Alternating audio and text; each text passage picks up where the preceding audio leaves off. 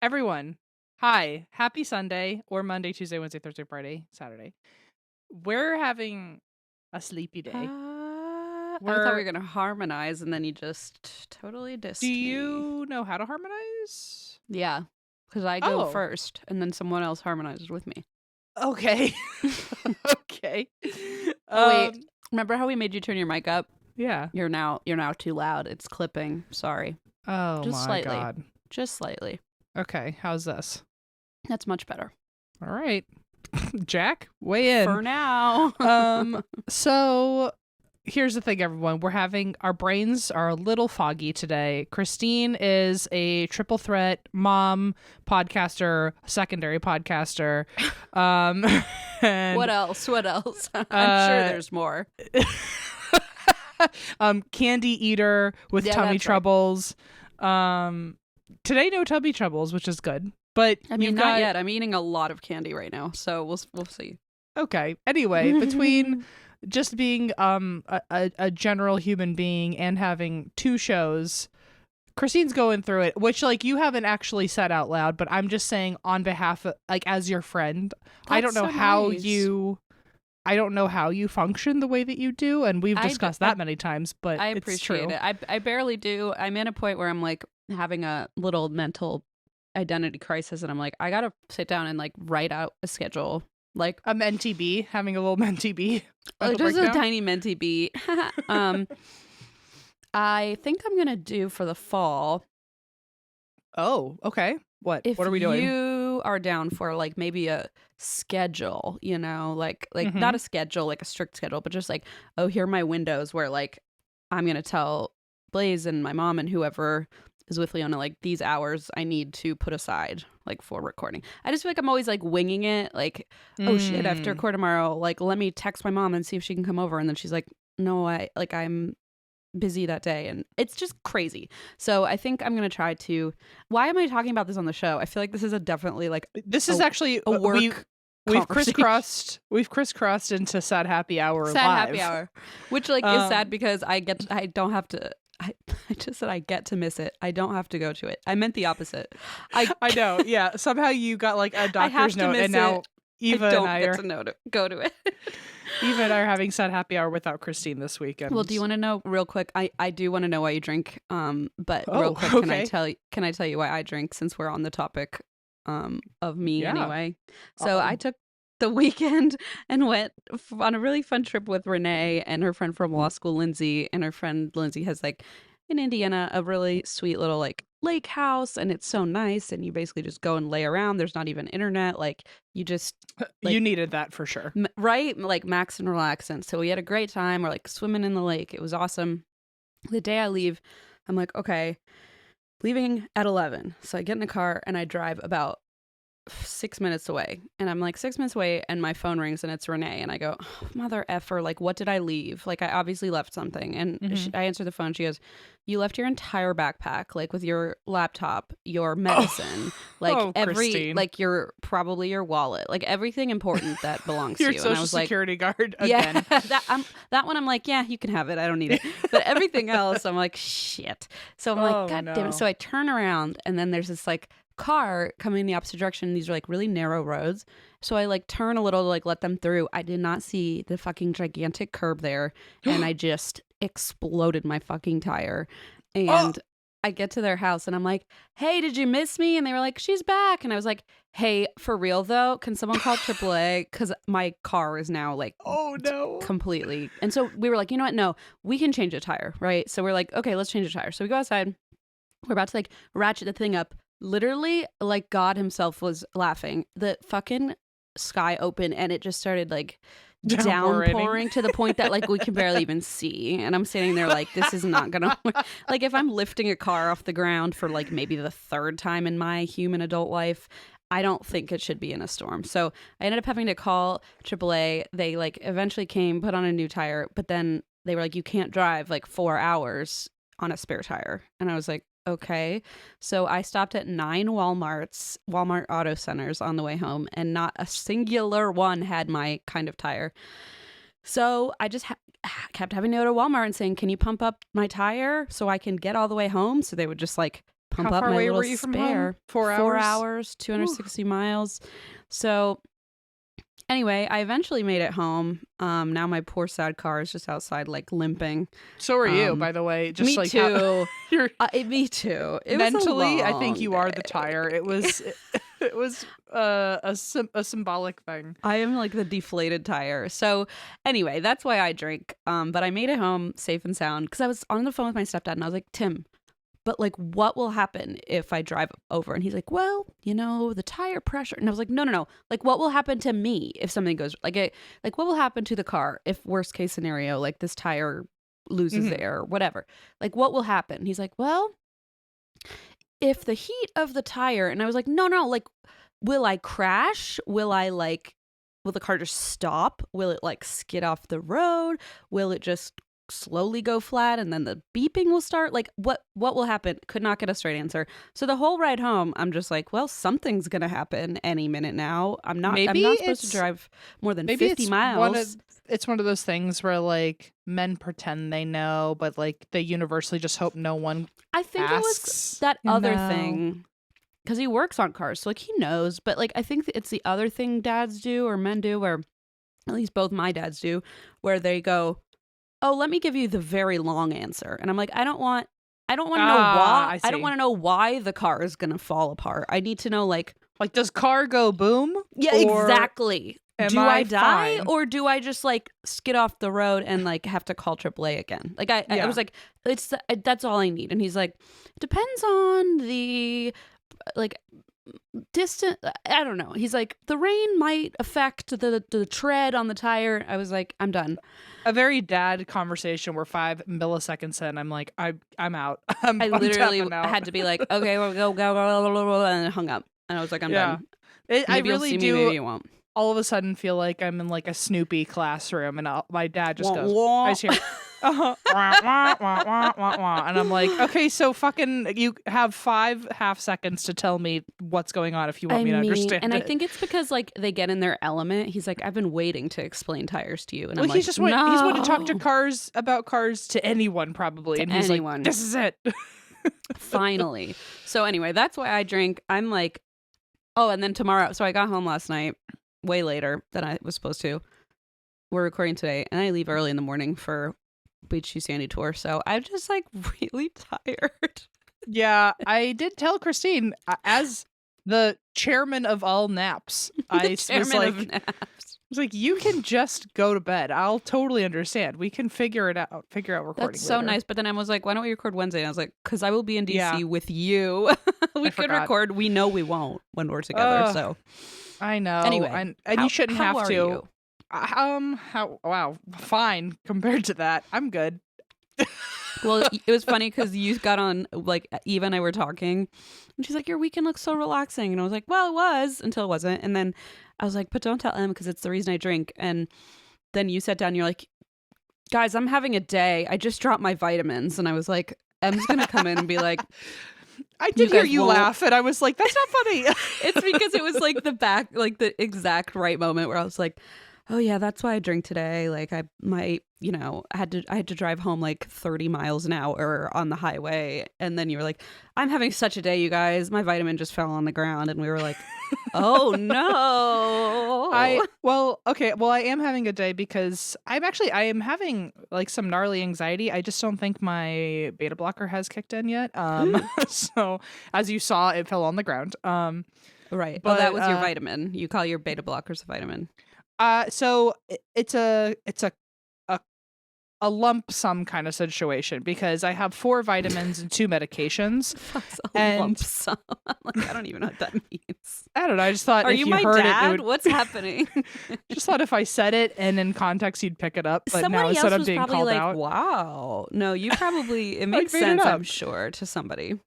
It was I said it because the real answer is I have 4 vitamins and 2 medications, but I take them all together. And so since there's more vitamins than medications, I say vitamins. But I understand. I also often just say, so it's a lump sum kind of thing. You get it, yeah. I'm trying to say I was at the apothecary on my way home, aka across the room to the desk. Yeah. Things fell out of my pocket. So I know. I'm not trying to diss you and your troubles because, as we know, anxiety is nothing to joke about. So well, no, I'm just a little stressed just because tomorrow I'm traveling across the country to go home, and I'm going home for a while, which always makes me nervous because I know by day 4 my mom and I are gonna revert back to 2008, and so I'm just a little stressed about it. And when do you leave? Tomorrow morning. Okay, me too. Hey. Hey. Well, maybe we can save each other. I don't know. I'll find you. We've tried. We've spent 7 years trying. Are we flying to the I'm same flying airport? into Philly because we have a Philly show. Oh. Then we're flying from Philly to DC or driving. I don't know. Gotcha. Well, again, not to compare stressors here, because if I were having a show in Philly tomorrow, I wouldn't be able to breathe. So I'm aware that you've got your own thing going on, but I just have general stress because I just have so much to do before I leave, and I'm not going to be here for that feeling is so overwhelming though. I don't even know if I have enough time to get everything done that I want. So especially if you're going for a long time and you're like, well, this is it. This is like the hours are ticking to get shit done. Like, yeah, I get it. Like and it's just like I also want things to be clean before I leave, so I don't just leave a pile for Allison, you know. So I like, on top of everything else, I feel like I need to do like a scrub of all my stuff. And right. So anyway, I'm just a little pressed for time and then stressed. There's something like I have some weird gut feeling about going this time. I don't know why, but I have like a feeling like something weird's gonna happen. I don't know. Oh, you just gave me shivers. I don't know. I don't know if it's negative, but I just feel like I feel weird about going. Maybe I just am. But I feel like it's the same thing that I just said last week. Like, I think I'm just burnt out from socializing, and now I know there's like 3 weeks of being around family that I'm just like, ugh, I don't even. It's you know just what I mean? Like too much. Yeah. Yeah, I think I just want to go home and just like not be spoken to, but I'm walking into like the lines that are being spoken to nonstop. So, well, not to put you on the spot, but if you're like, I can't, like, I do not for a second expect you to come to the DC show. If you're like, oh, I'm going to your show. Too much. I like really don't want you. I mean, I really don't want you to feel like, oh God, this is like looming. You know what I mean? As we just discussed, I will be going. I don't think with a +1, so I'll actually get to sit in the dark and not be spoken to for like an hour. So, well, I don't know. You might have to wear a mustache. I feel like people will. Maybe you can sit in the green room or something. Whatever you want. No, I've never gotten to see you live without me on the stage. So, oh my God, I'm so excited and nervous. I can't believe you're excited. I would be wigging out. But I'm okay, on like the literal highest dose of Zoloft that exists. So I think like my edges have been really softened over the last 2 years. Last thing I'll say, speaking of Zoloft, I think I'm going to ask my doctor to put me on Zoloft because you and Eva fucking love it so much. Renee's on it too, and we talked about it this weekend in the lake, you know, and we were like, I actually I didn't almost drown. Everyone thought I was almost going to drown, and I was like, I think I'm fine. Okay. But I wasn't though. But they were like, can you bring high noons into the lake? And I was like, I don't know how to enter the lake. And they were like, well, you can either just jump off the dock into the lake. And I was like, well, I'm not doing that. And they were like, or you could go walk into the lake. And I was like, I feel like that's what people do when they're trying to like end walk into the lake sounds like very dramatic. And I was like, okay. And they were like, can you bring 3 high noons? And I was like, sure. So I like start walking to the lake with these fucking cans, and then I suddenly get to a point where I'm like, oh yeah. And I yell out to them and I'm like, oh, I don't know how to swim with these. And they're like, well then stay there, we'll come get you. And I was like, truly. And I like had kept walking until I was literally like underwater. And so then they maybe had to come. I don't want Zoloft. Sounds like I'll just drown. So I had these glasses that like Eva and Rachel had given me that like are round and look kind of like a bug. Like they're super cute. They're Ray-Bans, but and they didn't give them to me like because we give each other fancy gifts. It was just like Rachel was like, I look like a bug in these. And I was like, me too, but I'll wear them. So I was wearing them and I'm like going down and all I hear as like bubble. And I'm like, and they're like, throw the high noon. They float. And I was like, no. And they were like, Christine, throw the high noon so you can swim. And I was like, I'll save the high noon. So I'm holding them up in the air. And I was like, are you I sure don't want them to anti-anxieties gave you this? Or was this like, God-given. This. Oh, I don't think anything would have up to now. I don't think the Zoloft had anything to do with anything. Okay. I was like, don't worry. I don't want them to like get too shaken up because they're carbonated. And they were like, Christine, you're flailing around in the lake. Drowning. Like they're gonna get carbonated no matter what at this point. And I was like, okay. So I'm like trying to like throw them.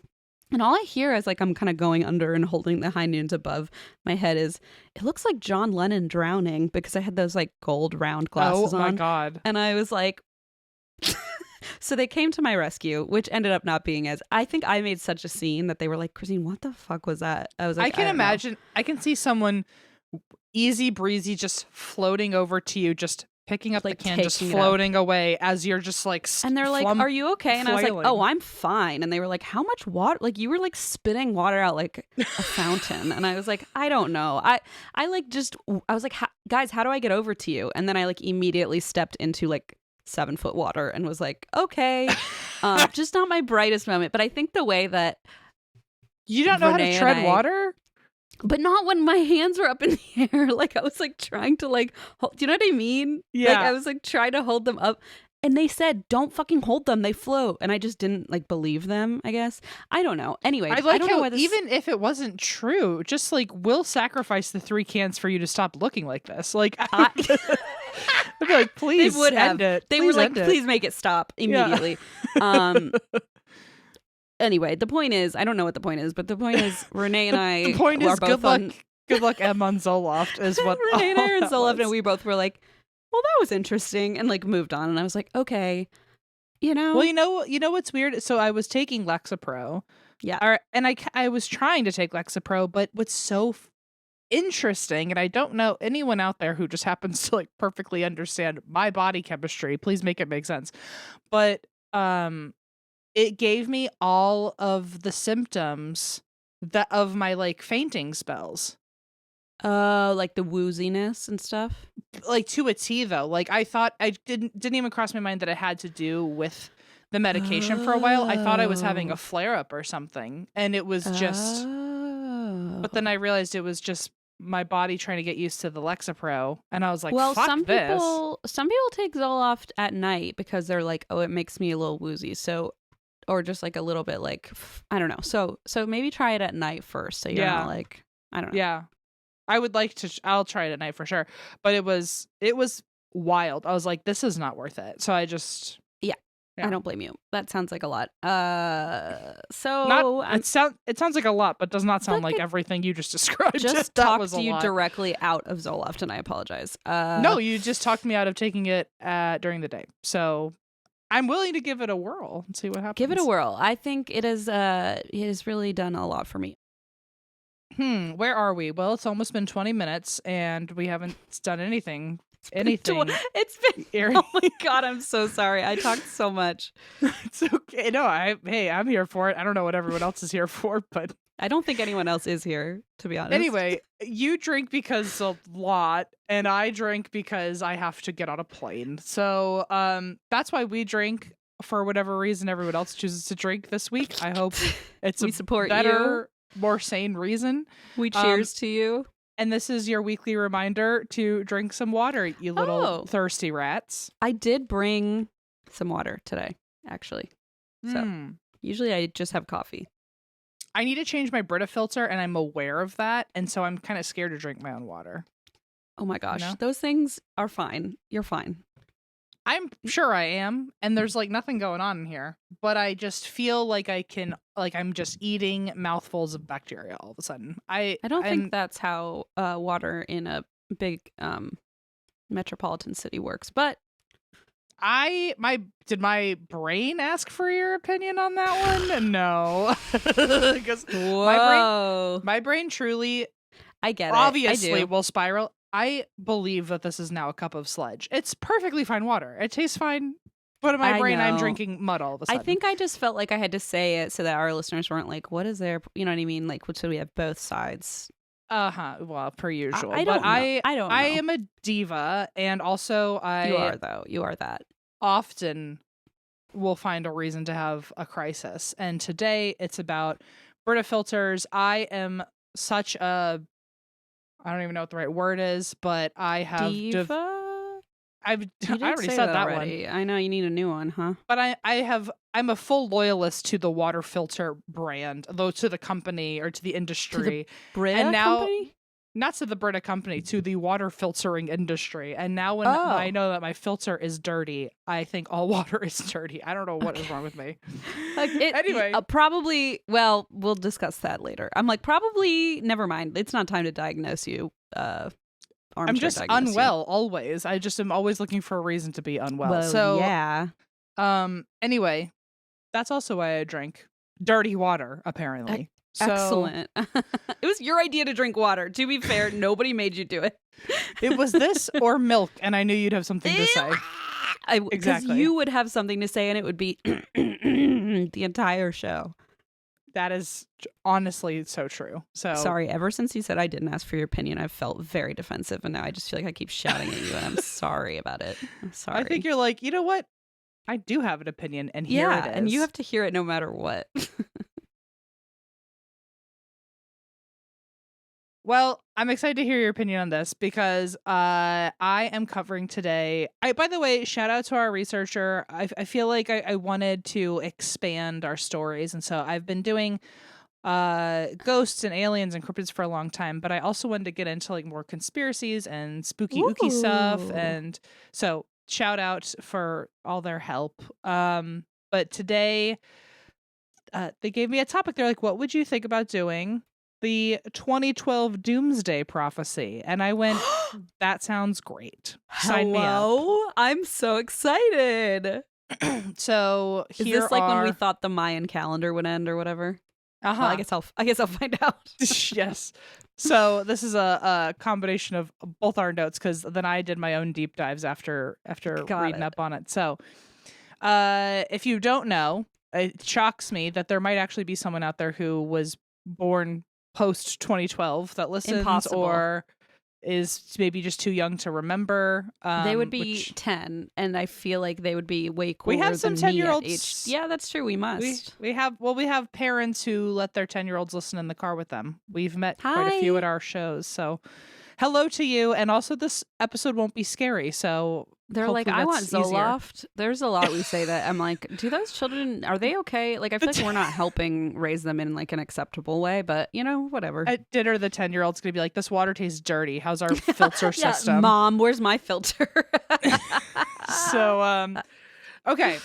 So for those of you who for some reason would not know, people thought the world was going to end in 2012. That was only 11 years ago. And we thought it was going to end in 2000. So, like, it just keeps happening. Yeah. So interesting, because there's always a doomsday to prepare for. There's always an apocalypse. And the most recent one that was very significant was 2012. And it was December 21st, 2012, which is 12/21/12, 12/21/12. I don't, numbers. Wait, wouldn't it be December? Wait, it was December 21st? So 12/21. Oh, I thought it was December 12th. Okay, never mind. That would have made more sense in my mind, 12/12/12, right? I feel like I was the kid on 12/12 who's like, the world is ending. And everyone's like, no, everyone so was bad like, at this. It's in 10 days. Yeah, exactly. Oh, God, what's wrong with me?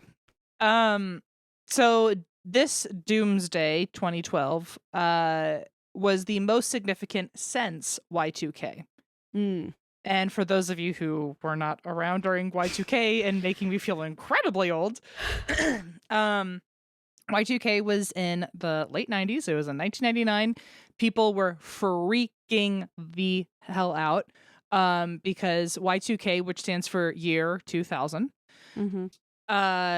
people thought the world was truly going to end when the clock struck midnight and we were out of the 90s. We were in a new millennia, and do you know why, though? Why they thought it was going to end? Okay. I'm only doing notes on doomsdays, Christine. I thought that was the end of it, so I waited, and then you didn't say it, so I was like, oh, okay, I guess. Okay. Well, I was going to ask you, do you remember Y2K? Like, what was your experience? Oh, well, I was actually in Utah at a ski resort. Good way to go. I know, right? For New Year's.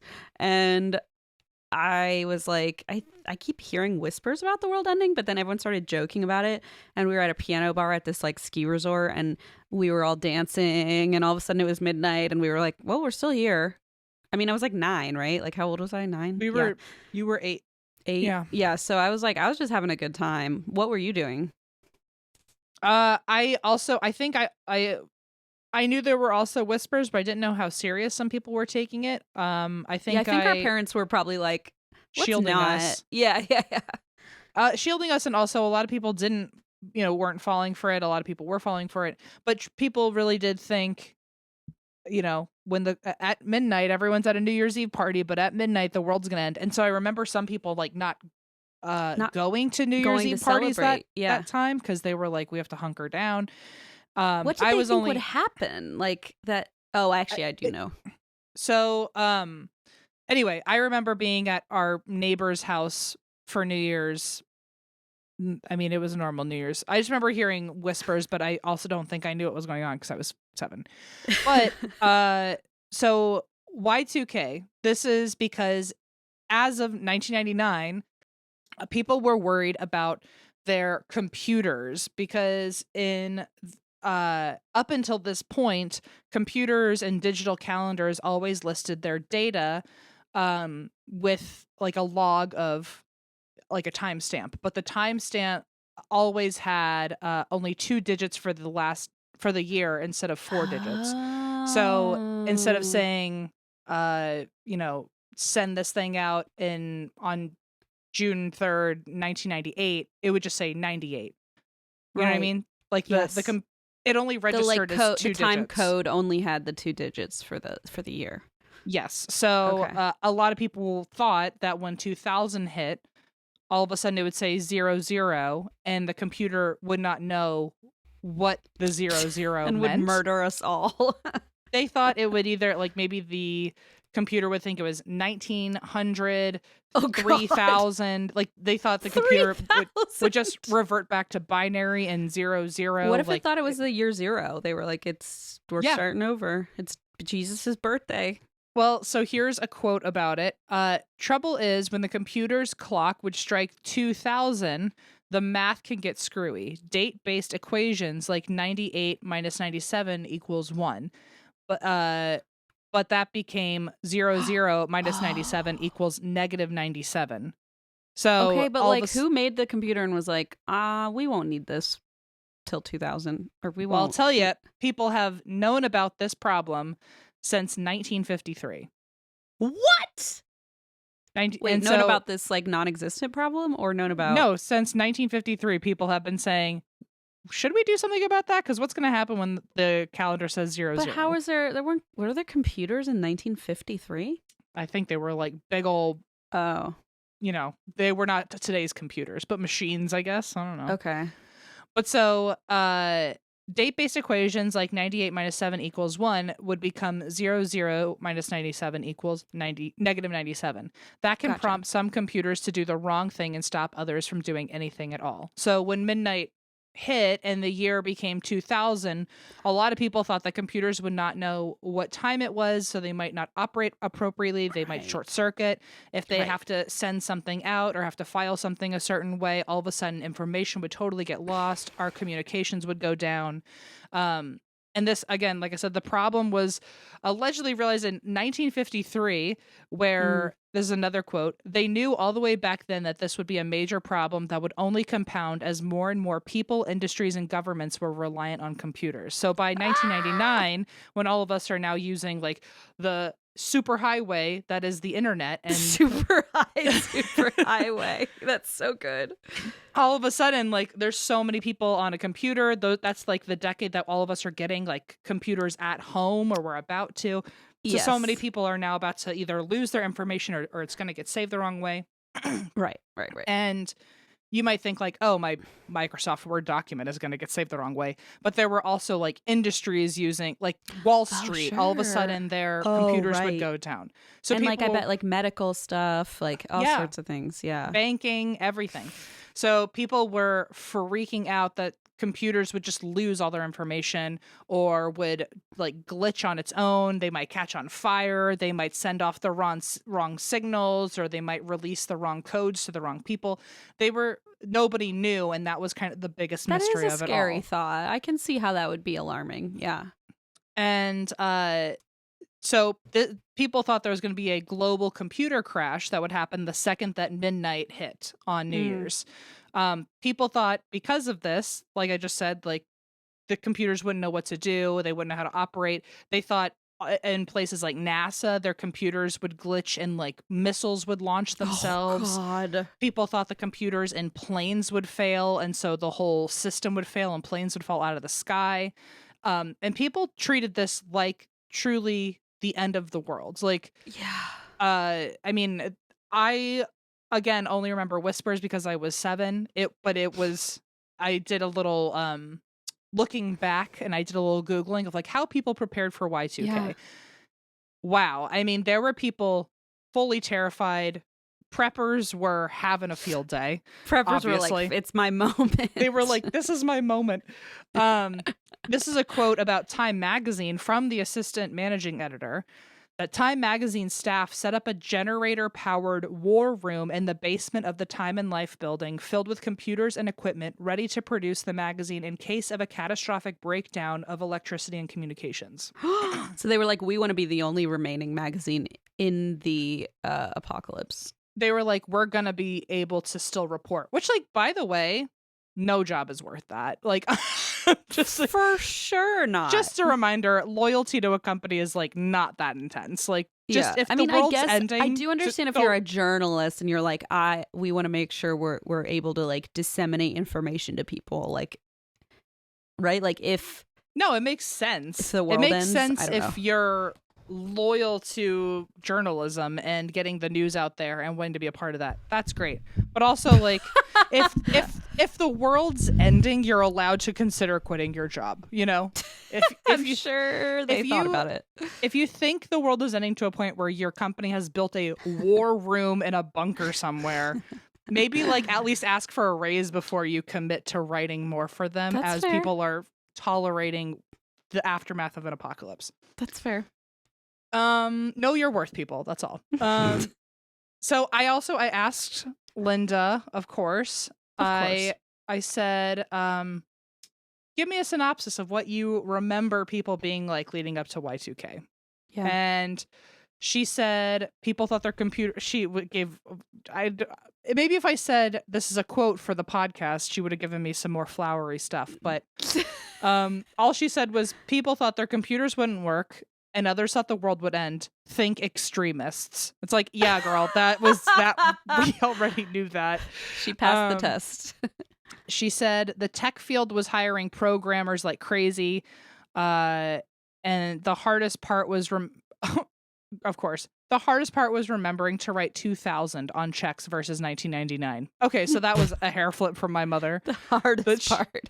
Like, I was so inconvenienced. I just writing a check was difficult for me. I mean, I do that literally every year. I write the wrong date for like a month.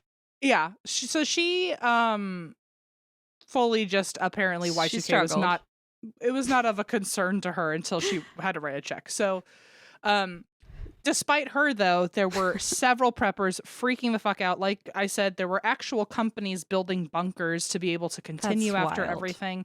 People were throwing their computers out of windows and destroying machines because they thought like maybe their computers would come to life and control their homes.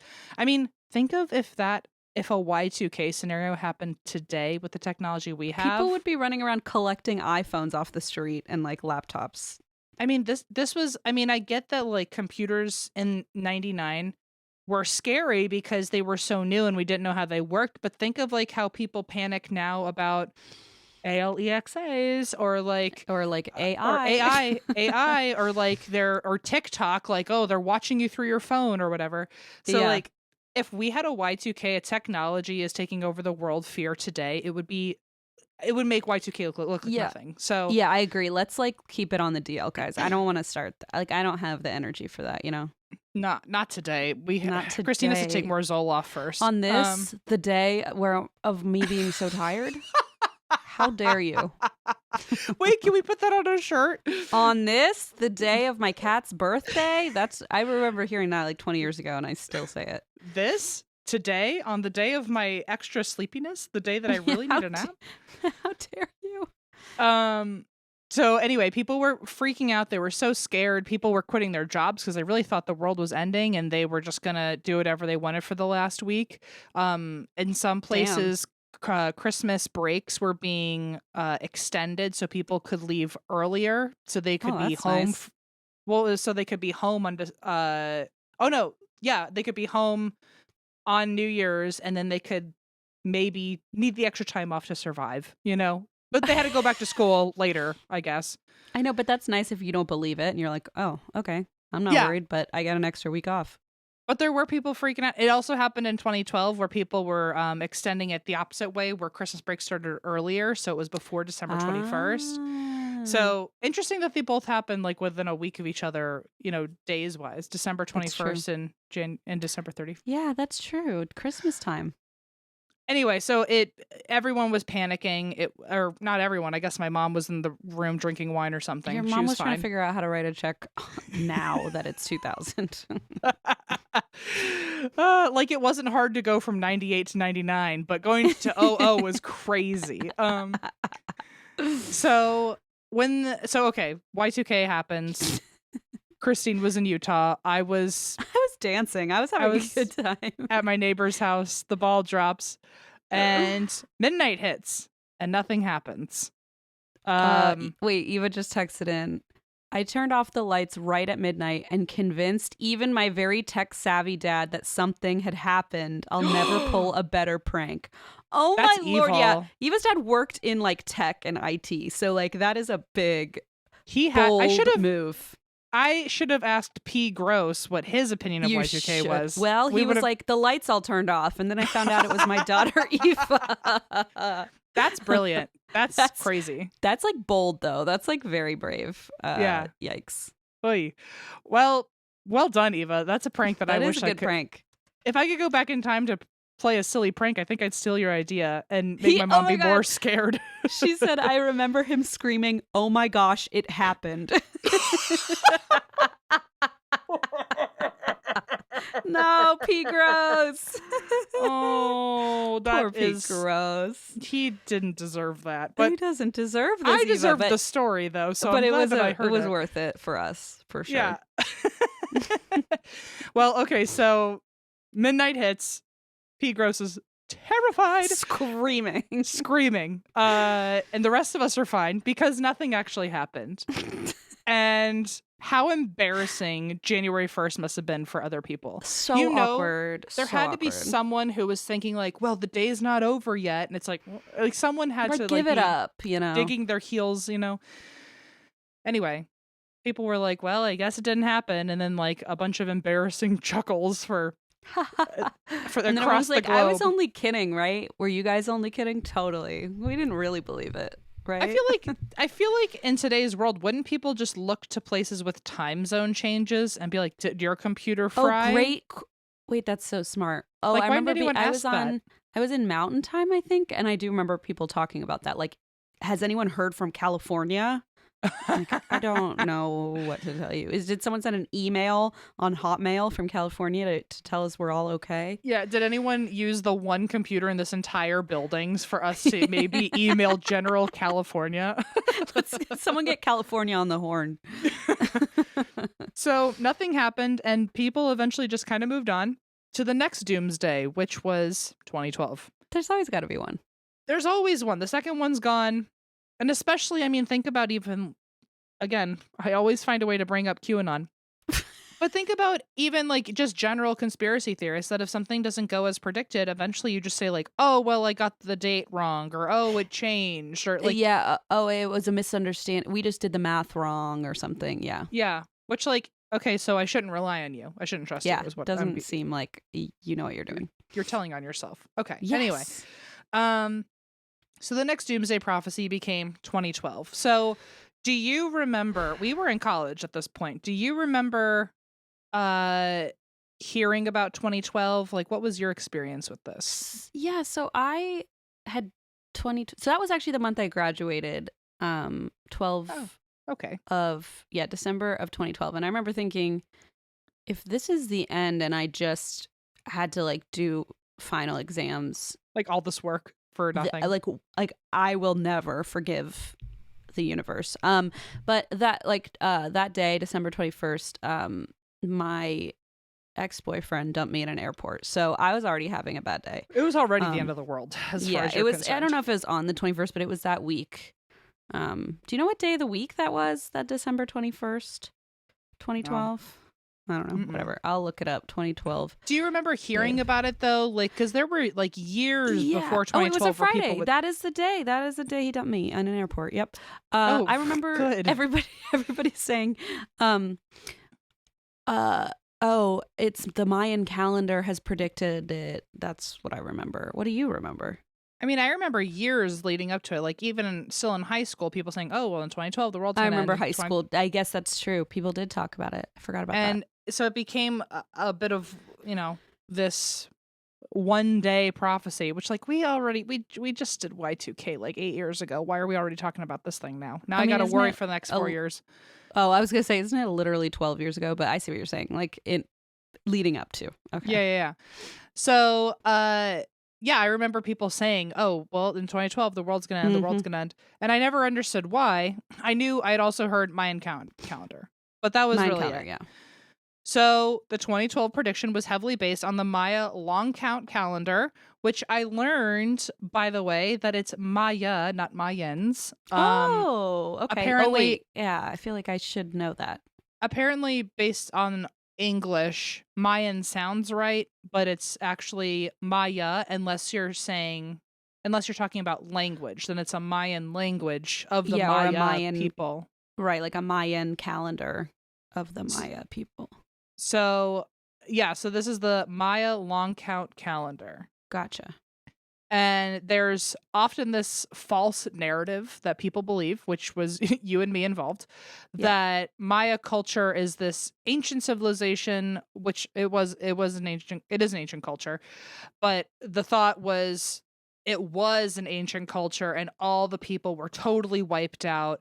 And they had some crazy prophecies, and the fact that they're gone, how could they not see this coming, or did they see this coming and they just left the earth? Like they were like an advanced knowledge civilization, and it became very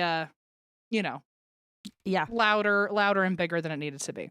Right. But so the mystery was always they always predicted that 2012 would be the end of the world, and because their calendars just stop there. Their calendars just stop, and so they must have either died themselves before they could finish the calendar, or they just knew that was the end, and then they like left the planet, or whatever they decided to come up with. The planet, yeah. Whatever they decided on. So it was just truly, I mean, also we were 16-year-olds. I'm sure whatever version I heard was just so off in so many ways. Exactly. We weren't like trying to find the most like respectable way to discuss the Maya people. Like exactly. At 16, definitely not. Especially because we had all heard that it was this ancient civilization and all the people were wiped out from some disaster we don't even know about. But Maya culture is still around and has over 6 million descendants in Central America alone. Yeah. So when I went to Belize, I met so many people who were like, oh, that's my family. I'm part Maya. And it was so cool because like I got such a better insight than like just the fucking school, like playground gossip, obviously, from my youth. It just like goes against everything we were taught of like, oh, they were wiped out and they don't exist anymore. They could never tell us what it all meant. Yeah. It's like, they're right fucking here. What are you talking about? So of course, good old USA did not care about that little plot hole that the Maya people are very much still with us. That doesn't sound right. Okay. Just denying it to their faces. We've never done that before. So in the 1970s, New Age spiritualists started talking a lot about Central American mysticism and ancient beliefs with no backing, no real sources. Can you believe it? Yeah. Right. Shocking. In particular, people focused on ancient Maya culture because they thought its people had advanced knowledge about the secrets of the universe and humanity and where we I love how we give them the credit of being like, these genius whatever, but then we're like, but shut up, we're telling your story. You know what I mean? Yeah. Like, oh wow, they were so Exactly. wise and all this, but then like we refuse to. Imagine whatever. going up to a Maya person and saying, "Oh, they if only they were still with us. They were so smart." Exactly. It's And then a Maya it's little person's like, silly. "I'm right here. I'm the smarty pants in the room to tell you I exist as a person right in front of you." And I could just Fuck. see the spiritualist going, "Shh, shh, Yeah. shh, Hey, shh." will you be quiet? We're having a conversation over here. Yeah, exactly. Anyway, so this all by looking into quote Maya mysticism, this led to a resurgence of a sect of New Age-ism called Mayanism, which focused on alleged Maya beliefs and knowledge, again, with no research or Maya people backing it as sources. So we just called it Mayanism. There it is. There it is. Some followers of this believed that Maya people had made contact with aliens. Others thought that Maya people knew a great white Aryan race from Atlantis. Oh, Um, good. and those people taught them advanced agriculture and how to build pyramids. So of course, if it wasn't already fucked up enough, the white people said our ancestors actually taught them how to They're be only smart. really wise because white people told them how to be, or aliens. There's really no in between. Yeah, it's either otherworldly or white people from Atlantis, Yeah, but white people. Like, what a Yeah, weird of sleight of course. hand to distract you of like, well, they're from Atlantis. Ooh. it's But it's crazy. like, So but they're an us- Aryan race. Let's not forget. Yeah. And they're the Thanks. reason that anyone else could thrive apparently in mysticism. Sure. Sure, of course. So specifically what people focused on the most in this Maya mysticism was the Maya long count calendar, which did Okay. exist, but Yeah. people just really ran with it. So they followed this the most out of anything else of Maya culture because the ancient Maya peoples were known to be highly skilled, expert astronomers, expert mathematicians, and they created some of the most accurate timekeeping systems that we've ever known still. Right. So people looked at the calendar and was like, well, this has to be right. We can track everything that's going to happen. Sure. And there are actually a few calendars that people use in different areas. There's one in Guatemala that is a Maya calendar that's 260 days long Wow. instead of 365. But the long count one is the one that we care about. Okay. So the calendar we're used to, the 365 days, it's very cyclical. It's very quick, ironically, because in my mind, 365 days is very long. Feels pretty damn long. But those are still short spurts where every 365 days time essentially repeats itself on paper, where Oh. you go back Yeah. to January and you start over, and we're Sure. able to live through multiple sets of that rotation. That makes sense. But the Maya long count calendar is linear and just never there's no circular going back to a date. It just keeps going and keeps going and keeps going. So it's not really a calendar I didn't know that. like we know it. It's more just a list of days counting since creation. Got it. And time is broken up very differently on this calendar. So that way we're able to, it's more palatable for us. I wish I knew how to describe it better. I got a picture. I'll show it to you in a second, but let me try to describe it before I send you this picture. Okay. The way that you would look at a date according to the long count calendar, there wouldn't be a month and there wouldn't be days in that month, and there wouldn't. Instead, it would be their time is broken up into a certain amount of days, which end up as a certain week. A certain amount of weeks become like essentially, I guess, a month. There's the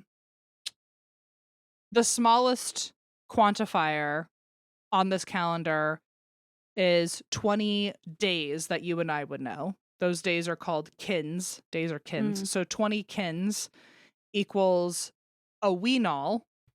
So it's not really a full month. It's just 20 days. So it's almost like 3 weeks for us, but that's a weenal. 18 of those, or 18 sets of 3 weeks, becomes a tune. I don't expect you to remember this, but just to give everyone an idea, 20 tunes becomes 7,200 days, or a katoon. So it's called 20 tunes is a katoon. 20 katoons is a baktoon. And a baktoon, eventually, just to give you a rough number of a baktoon, that is around, it's almost 400 years. It's 394 and a quarter years. Wow. And the long count calendar was 13 baktoons. Okay. And then the calendar ends after 13 baktoons. I see.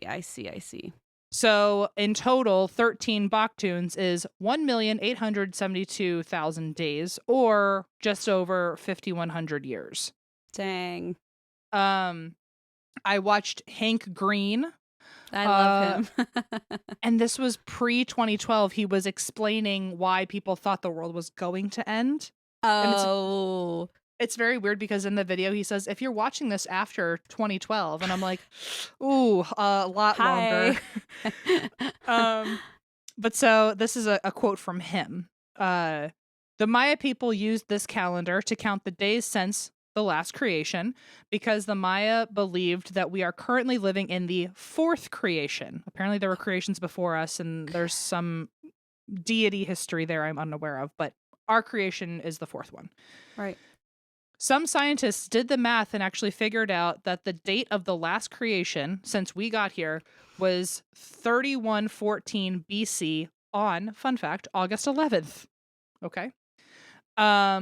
So last creation began a long time ago, and we were very quickly coming up on the 13th and final, the end of the 13th and final baktoon. I see. Okay. And so people didn't know what happens after that, because does the calendar just reset and we do another 13 baktoons? Or did they just not get around to it? Like, why did it stop? Right. And very quickly people just thought like, oh, something must have happened to keep them from continuing to write or something like that. Yeah. And that is how we ended up with this doomsday, because if you on a calendar write out the dates of the date that becomes the, let me show it to you, and maybe you can actually help me explain it to people who don't have their computer on them. This is a Hank Green original screenshot. Yeah, an OG. So this is what a date would look like from the Maya long count calendar. Okay, this is what the date would look like on a Maya long count calendar. The 12. So remember I said like time was like broken up into baktoons, like all those segments. Yeah, so each one is a different thing. So it goes from biggest to smallest, and it's just to give you a more specific date. So we're in the 12th baktoon. The number that we're looking at, by the way, is like 12, 18, 6, 16, 2. And the 12th, it represents 12 baktoons. The 18 represents the one underneath that, and underneath that, and underneath that. So it becomes... So it like narrows down almost to show you what day we're on. Got it. And we can put that on Instagram. So it's like as if we were to say it's the year 2020, or it's like the century, the whatever century, the specific year 2023, the specific month is this, the specific day. So it's just like more specific as the numbers go on. Okay. Yeah. So it looks like a lot of numbers, but it as the more numbers there are, the more defined it gets on what day we're on. I see. And the number that he used as an example was 12, 18, 6, 16, 2. But if you look at the date December 21st, 2012, aka Doomsday, that was 130000. It was the beginning of okay. 13 being, so we would have then fallen into the end of the 13th baktoon. We would be at 13. So and people it was the last one they had discussed. So it was what happens now? Okay, I understand. Sorry, I didn't mean to over-explain that, but I mean, I think you did a really good job. I actually really understand it. Without a visual for most people, I'm just trying very hard over here. So you're doing good. Thank you. So people freaked out. They didn't know if that just means the calendar reverts back, or is this the end of the world?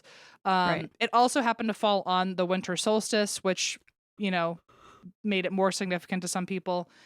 And this theory actually gained popularity back in the 80s and 90s, but the advent of the internet is what made this theory super popular, especially when on the internet, like on the computer, is where Y2K happened, or that's what everyone was afraid of.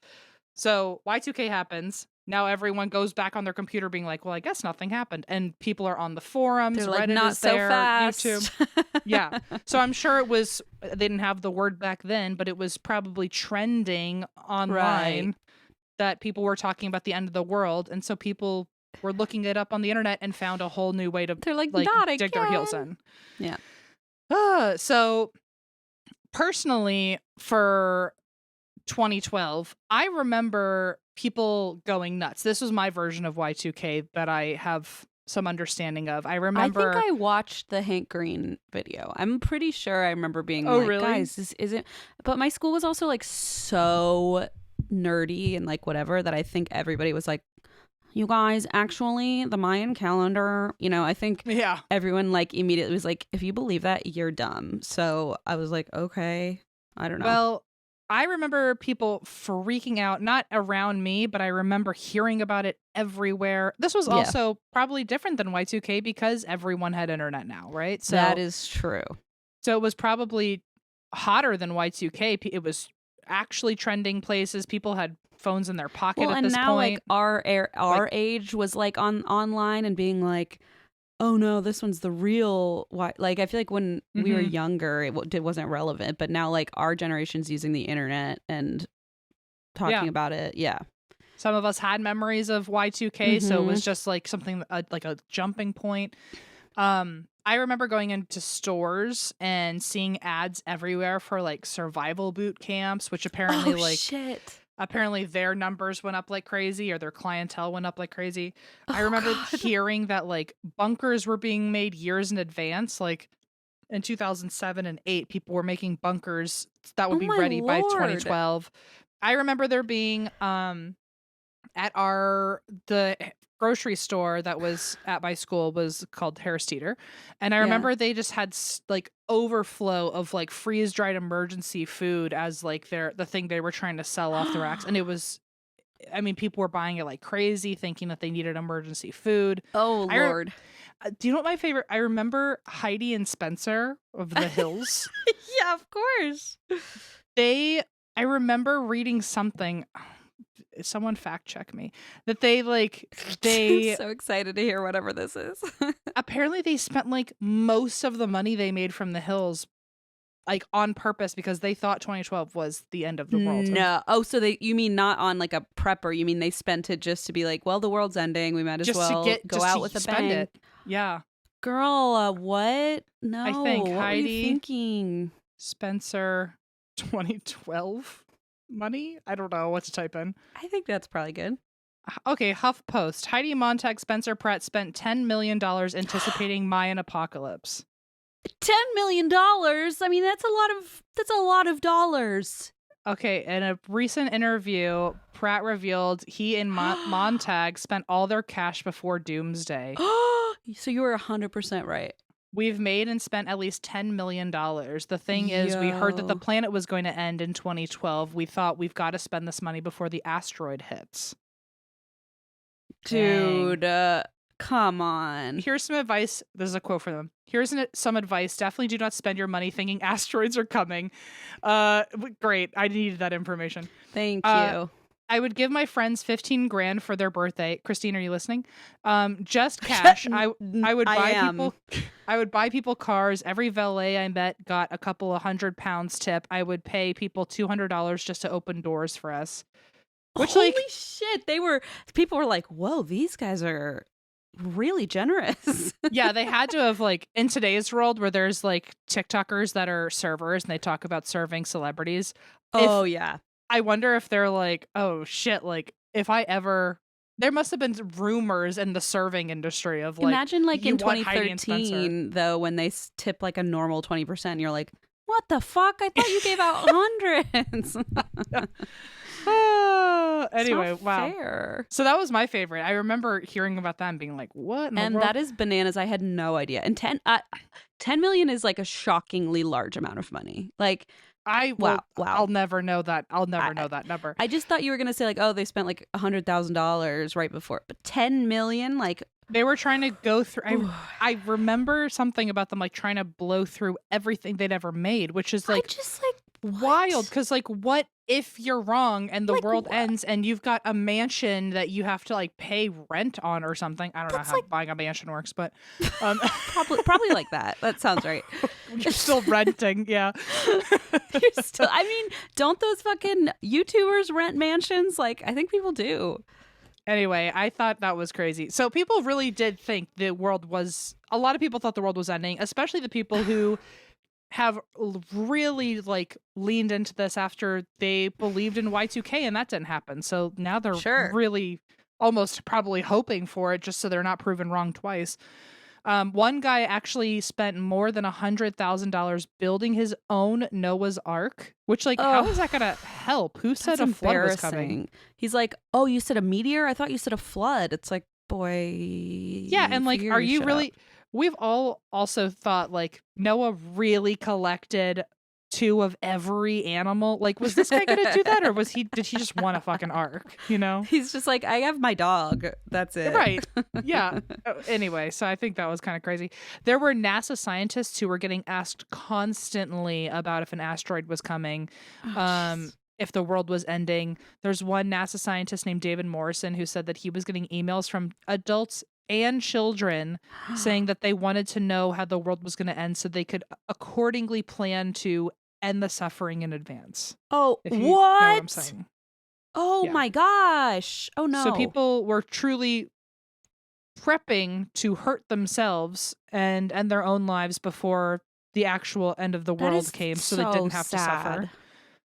People were also apparently reaching out to him on advice on, I'm so sorry, Christine, on when to euthanize their animals. Oh my God. To prevent them from suffering ahead of time. And that's just a couple people that sent in emails like that. Imagine the people who really just did it.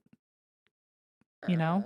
I was going to say, and you know that where there's like a couple examples of that, it's probably more widespread. And that's fucking terrifying. And there's someone out there who probably did something and they thought they were sad. Saving their pets, maybe saving their families because they thought it was a more peaceful way. I don't know. That is so sad. Discovery Channel put out a television documentary about it, about the 2012 theory, but it only freaked people out even more. So like, I mean, not to like have brought such a bummer into this, but really people were freaking the fuck out. It was like a genuine, it's like a good example of like how serious people took this. It wasn't just like kids on the playground like us being like, you know. It wasn't just Heidi and Spencer. It wasn't just Heidi and Spencer. It was people truly contemplating their lives. And also like think of I think it was probably already not very ethical then, but think of today's world. Think of how companies would be like exploiting like bunker businesses and like, oh, place your stocks here or do this. I feel like it would become almost like TikTok would be just a nightmare. Oh my God. And eventually there's going to be another doomsday thing and we're going to hear about it. We just had 2020. I feel like everyone's exhausted from the doomsday thing, but in probably 5 years, they're going to be like, hey, remember when we all thought the world was ending? Think of the generation that hasn't. Think of the generations that haven't even been born yet, and one day they're going to be like, our parents in 2020 just got to like work from home. Like, oh, wow, my Lord. To be them, to live like them. And they're like totally negating like why we had to be home. They're probably just going to think it's really sad because they don't have to work at all because we live in 2020. They're like, they had to keep working. Like, what's that like? So one theory actually... so now I'm going to give you some theories about why the calendar predicted this would be the end of the world. Okay. And by the way, the calendar did not predict that this was the end of the world. To be fair, that was the interpretation of a select number. People just saw that a calendar ended. Can you imagine someone not totally understanding like a normal U.S. everyday calendar and they saw December calendar? And they saw December 31st and went, oh my God, that's got to be the end. It's like, no, you just don't know how a fucking calendar works. Like, yeah. We go back afterwards. We started it all over again. It's really fun. Yeah, exactly. So one of the theories as to why the world's ending is people thought there was some sort of galaxy alignment problem. People thought that the Milky I do remember Way. that. I remember that. So the Milky Way is shaped like a disc, and Okay. it is 1,000 light years thick, and it is 100,000 light years wide. She's a big girl. She's a big girl. Jeez. And the sun is 30 light years from the center of the Milky Way, and it moves around. So one trip takes around 200 million years. Okay. In the very center of our galaxy is a supermassive black hole, and the sun is always aligned with it in some way. Hole. Yeah. You know, that's my favorite song. What are you talking about? It's a song by Muse. And one time you covered black holes, and I was like, supermassive. And you were like, why do you keep doing that? And I was like, Okay. it's a song. I'm apparently still there because I forgot that conversation. And now 2 times in a row, I've been like, what? I'm sure you know it. I probably do. Baby, I'm a fool for you. Okay, never Maybe. mind. I'll Keep stop. going. No. No, don't. If you say it one more time, I will. So let's stop right now. So people, I guess the sun always aligns with the center of the galaxy, but sometimes the Earth also aligns, and all 3 of them are in a row. Okay. Apparently, this won't happen again for like 4 million years. That's probably good. But it did happen, I guess, in December 21st, 2012, the sun was crossing the galactic equator, which is such a badass sentence. Ooh! And people thought that meant that all 3 might line up. And if they did, this would disrupt Earth's gravity and thus destroy the planet. You know, I bet that's why people were scared too, because when you put it in these like fancy words that like a layperson wouldn't understand, like it's tempting to be like, oh, well, you would know better than I would. You know what I mean? Like if someone explained it so convincingly, I'd probably be like, oh, that doesn't sound good. Yeah. I mean, all it takes is big words for me to check out and just kind of roll with whatever you're saying. Be so like, yep, got it. I'm easy to trick, I'll tell you. So another theory is the Planet X conspiracy, where there's this author named Zachariah Stitchin, which sounds like a Harry Potter name. Which like what a badass, how mystical! Like, oh, I'm Zachariah Stitchin. I'm like, oh my god, I'm just M. Schultz. I'm so embarrassed. I'm just M. Schultz, and I hate myself now. Thanks a lot. Whatever you have to say, you're right, and you are correct. So this author, he wrote The 12th Planet, and he also translated ancient Sumerian texts, which apparently spoke of an additional planet in our solar system we did not know about. Oh my. He claimed that the text suggested an alien race called the Anunnaki on a planet called Nibiru.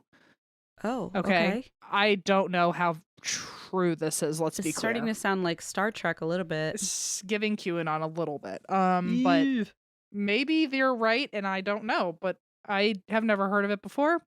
I'm going to need some extra facts before I fall for it. He says that this alien race visited Earth thousands of years ago. They actually were in control of us and eventually turned us into humans from apes. So I immediately don't believe this. Just so we're clear. Wrong. So this immediately wipes out evolution. Let's be clear on that. Yeah. Eventually, they left Earth, but now they're coming back. That's the theory. And one believer of this claimed that he's actually made, that they've actually made telepathic contact with this alien race, and they told her that Nibiru and Earth would soon collide into each other, and apparently that would happen in 2003. It obviously did not happen, and then she changed her tune and was like, "Oh, actually, it'll be 2012." So there's the theory. Right? Okay, sure. Many people. I also, especially since 2012 was 11 years ago and we're still here, I'm really not convinced. Just maybe one more bullet and I'll fall for it. But yeah. Also, astronomers and astrophysicists both said that this could have never even been true, because if another planet was about to collide into ours, it would have been the brightest thing in the sky and we would have seen it with our naked eyes. Another theory is that there's this red supergiant star called Betelgeuse. Love her. Yeah. And about Betelgeuse. This star apparently is dying, and when a star is dying, it can go into supernova. And that's supposed to happen very far from now, like hundreds of thousands of years. Oh, okay. When a star goes into supernova, it's when the outside of the star explodes, which that is my version of a dad explaining something, because if your dad were here, he would take so appreciate this. 3 hours to explain what a supernova was. I'm so thankful. You mean if Eva's dad was here? I don't know. I'm sure my dad doesn't know how a fucking supernova works, but I'm talking to you the way that we wish our dads would talk to us about cars. Thank you. Car goes boom. With a supernova, star goes boom. Oh, see, now it all makes sense. Yeah, okay. So people thought that since the super giant star is dying, maybe it would go into supernova, and that would happen on Doomsday. Which, like, it's so wild that they were like, well, maybe since that day already has so much bad written all over it, that will just be the day that a star explodes, even though it's not supposed to happen for 100,000 years. Right. Even if it did happen, scientists have told us it's way too far away. It would have not affected us. And people thought that this would cause the world anyway to experience geomagnetic reversal, aka the magnetism of the Earth would flip, north would become south, our compasses would freak out, we wouldn't know how to travel anywhere, our maps would be fucked up. That sounds bad. GPSs would glitch out because of that. Again, planes would fall out of the sky. It sounds like similar to the Y2K thing. Mm-hmm. They also said that if the star went into supernova, then we would have solar storms, which would come in and burn us alive. Oh, cool. Reminder for future potential doomsday predictions. Geomagnetic reversals don't just happen. It happens like once every 40 million years. Oh, really? And when it has happened, the world did not end. So I wonder what do you know? Like, what does happen? That just sounds like it would be terrible, but I guess not. Well, 40 million years ago, GPS is glitched out for sure. I don't know. I don't know. My TomTom isn't working. Yeah. Oh, wait. TomTom is a 2012 reference for sure. To be fair, you put me in that headspace. Yeah. If you don't know what a TomTom is, think Google Maps, but just fucking terrible. Think Garmin. Just kidding. You don't know what that is either. Womp womp. Another theory is that I guess the sun has an 11-year cycle, and at its peak activity, that is called the solar maximum. This feels like I'm talking about a wizard's quest. It really feels like you're saying a different band name every 5 minutes. Yeah. Solar Maximum would be a great band name. Solar Maximum. That apparently also caused solar storms and flares, and these solar storms would cause massive blackouts. It would take down our global communication. It would damage transformers and equipment, and it would take years to repair. It would be very apocalyptic if we had a solar storm. Apparently, in 2012, but in July, a powerful solar storm actually did just barely miss Earth, and that's not a good sign. It would have been really bad if it actually hit Earth, but it was perfect timing to start terrifying us for 3 months from then or whatever. I was gonna say, I could see why people would be like, well, look at that solar flare. Yeah, exactly. That could have been bad. The other one isn't going to miss us.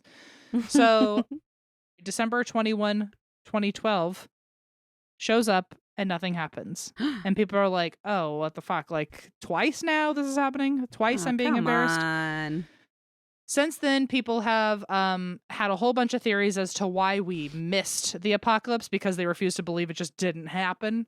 So my personal favorite, which you already kind of nodded to. Okay. And we all have, I think most people have heard this. I've certainly heard this. Is that, our calendars were just off. It's like, okay. So then one would think maybe even the, quote, Mayan calendar also was something we shouldn't read into, but whatever. But people said our Gregorian calendar is off, and if you add up it's off by a certain amount of days, and if you add up the days over time, we actually ended up being 8 years off of our calendar. And so very interestingly, 2012 actually happens in 2020, which is... They weren't wrong. And that one gives me a little shiver me timbers, because... I was about to say, I think I just got goose cam, really seriously. That's a little creepy. That would be interesting. I don't know if I fully believe it, but it is a very silly coincidence. And also, I do remember... That's creepy, dude.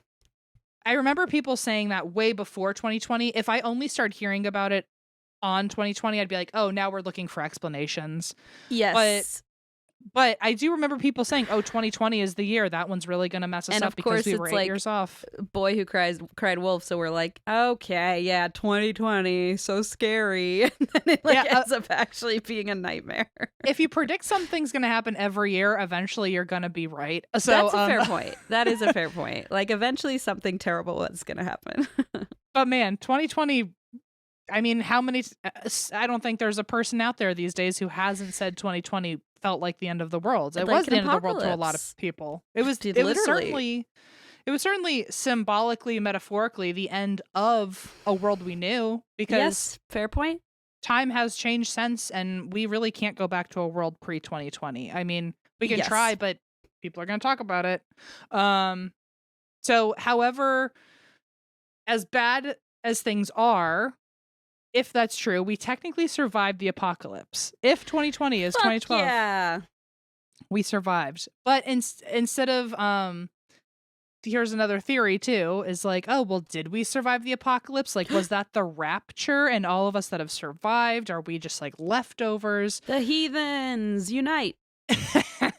And instead of choosing another date to prepare for, because 2012 technically didn't happen, I guess they picked 2020. But some conspiracy theorists just thought like, oh, 2012 did happen. Like, I wonder if they just like after Y2K and 2012, they were like, we don't want to pick a third date. Yeah, they were like, this is getting really embarrassing, guys. We need to dig our heels in and double down. So they tried to gaslight us even harder, and they were like, no, the end of the world happened and you just didn't notice. Sorry, awkward. You didn't even notice. And that really is their theory, that the world ended in Seriously. 2012 and we just don't know it. What do you And even mean? Not you, them. So this theory took off in 2019 on Twitter. That's 7 years ago in 2012. The end of the world happened. And since then, we have been shifted into a simulation. Oh, okay. Now you're talking. Now I'm like, Yeah. maybe. I was like, you're not into it, but you're about to be into it. So, like, literally the moment my boyfriend dumped me in an airport, it was like, yeah, you and then- dissociating was actually you being uploaded to a new Honestly? game software. It's been so much better ever since. So I don't mind at all. I'm happy to be here.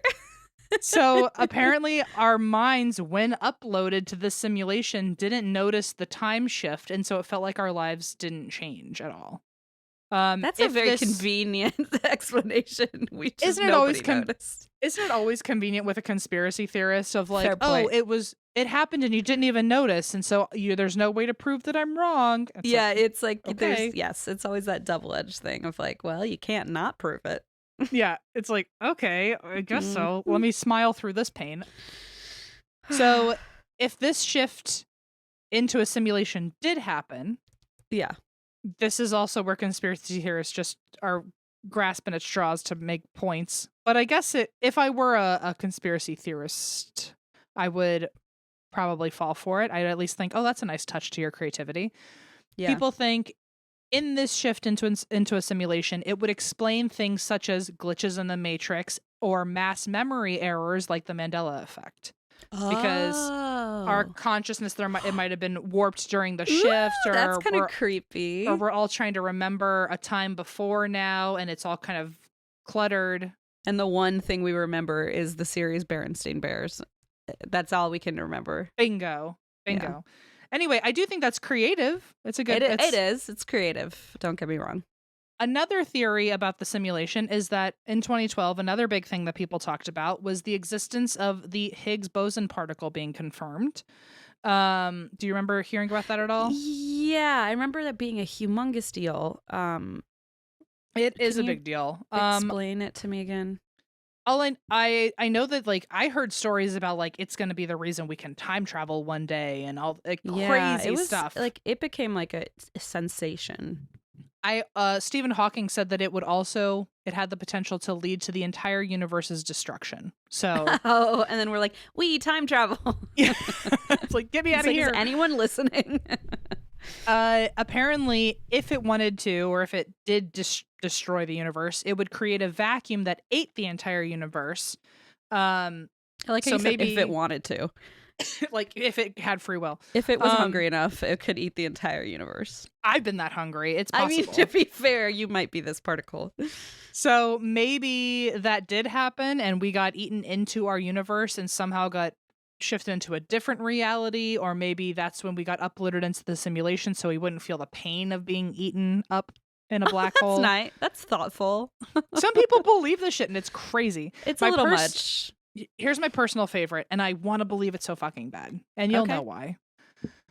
Some people think that the simulation is being run by our future descendants observing what life was like before them.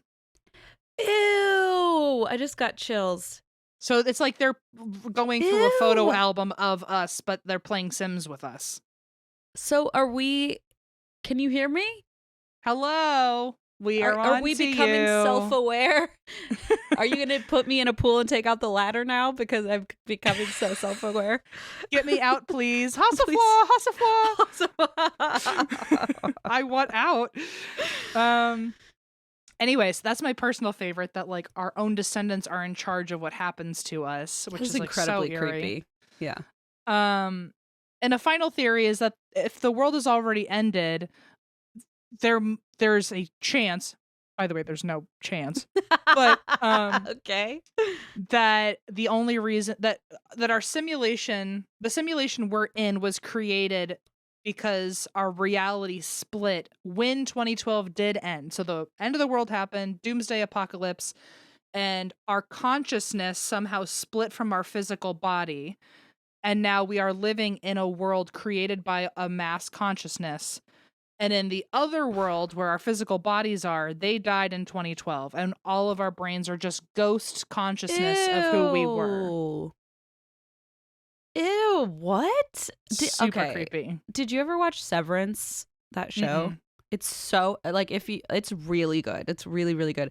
It has Adam Scott in it as the lead, and it's kind of like a dystopian, like, creepy sci-fi like series, but it's really good. But basically the concept, and this is not a spoiler, but the concept is that it's like a dystopian world where you can split yourself or put your consciousness into like another version of yourself that goes to work, but you don't know what happens at work, and your work self doesn't know what happens at home.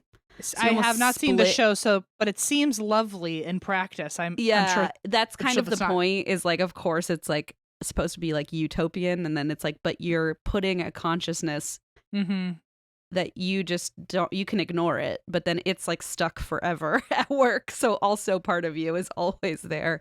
It's very creepy. It's like a very creepy concept, and they do such a good job where it's kind of like they start to like realize what's going on. It's a good spooky show if anyone needs like something. Sounds really cool. It's very good. And Adam Scott is so good in like a drama, believe it or not. I could believe that for sure. Also the drama Parks and Rec, he was incredible, and so fair point. The heavy, hard-hitting drama Parks and Rec. The ups, the downs, this away, so that many. away. So many. So a lot of people think that apparently we split off and we're just living in a world created by our own psyches, and our bodies are dead somewhere. This could very well have been caused, in this theory, by the Hadron Collider, or the accelerator that showed us that the Higgs boson particle was possible. Many conspiracy theorists think that the Hadron Collider has the ability to get us to time travel, space travel, astral travel. And so they think maybe the machine malfunctioned and warped our reality, or maybe other realities are seeping in, a la Stranger Things. Spooky. Fun fact, in 2016, my brain just exploded, apparently. In 26. I was like, what's that? Fun fact, in 2016, they had to turn off the accelerator because of a power outage caused by a weasel who chewed on one of the cords. Is it Jeff the mongoose? No, but it's definitely Jeff the mongoose. It could, maybe. What is it? I am the ninth dimension. Actually, that I mean, literally, he's like, I am not getting enough attention. Hello, it's me. That actually tracks fully, that he's from another reality. And he decided to fucking chew the wire and end the world because of it. It's like, get me back to my own town. Here's the silly thing. After 2016, when a weasel chewed through one of the transformers or something and shut it down, This happened again. Another weasel at some Huh? point. How many weasels are in this fucking lab? Wow, who's letting all these weasels in? And also, if you're trying to break in to see the Hadron Collider, apparently you can do it via Weasel. Like, I would... Oh, good point. You know, like, tie a GoPro onto your Weasel. They'll find out. That's for what I'm you. saying. Like, a la Home Alone, use your RC-controlled Yes. Weasel. They're apparently not noticing the rampant weasel apparently problem. there's a hole they haven't found where they're getting in and out. So Are it's they just possible. like going in and like fucking around with the Higgs boson particle and there's just like weasels all over the place and they just don't they're like, just it again. Anyway, Oh, apparently Lord. twice it has happened. But then conspiracy theorists have been like, which finally I agree with a conspiracy theorist.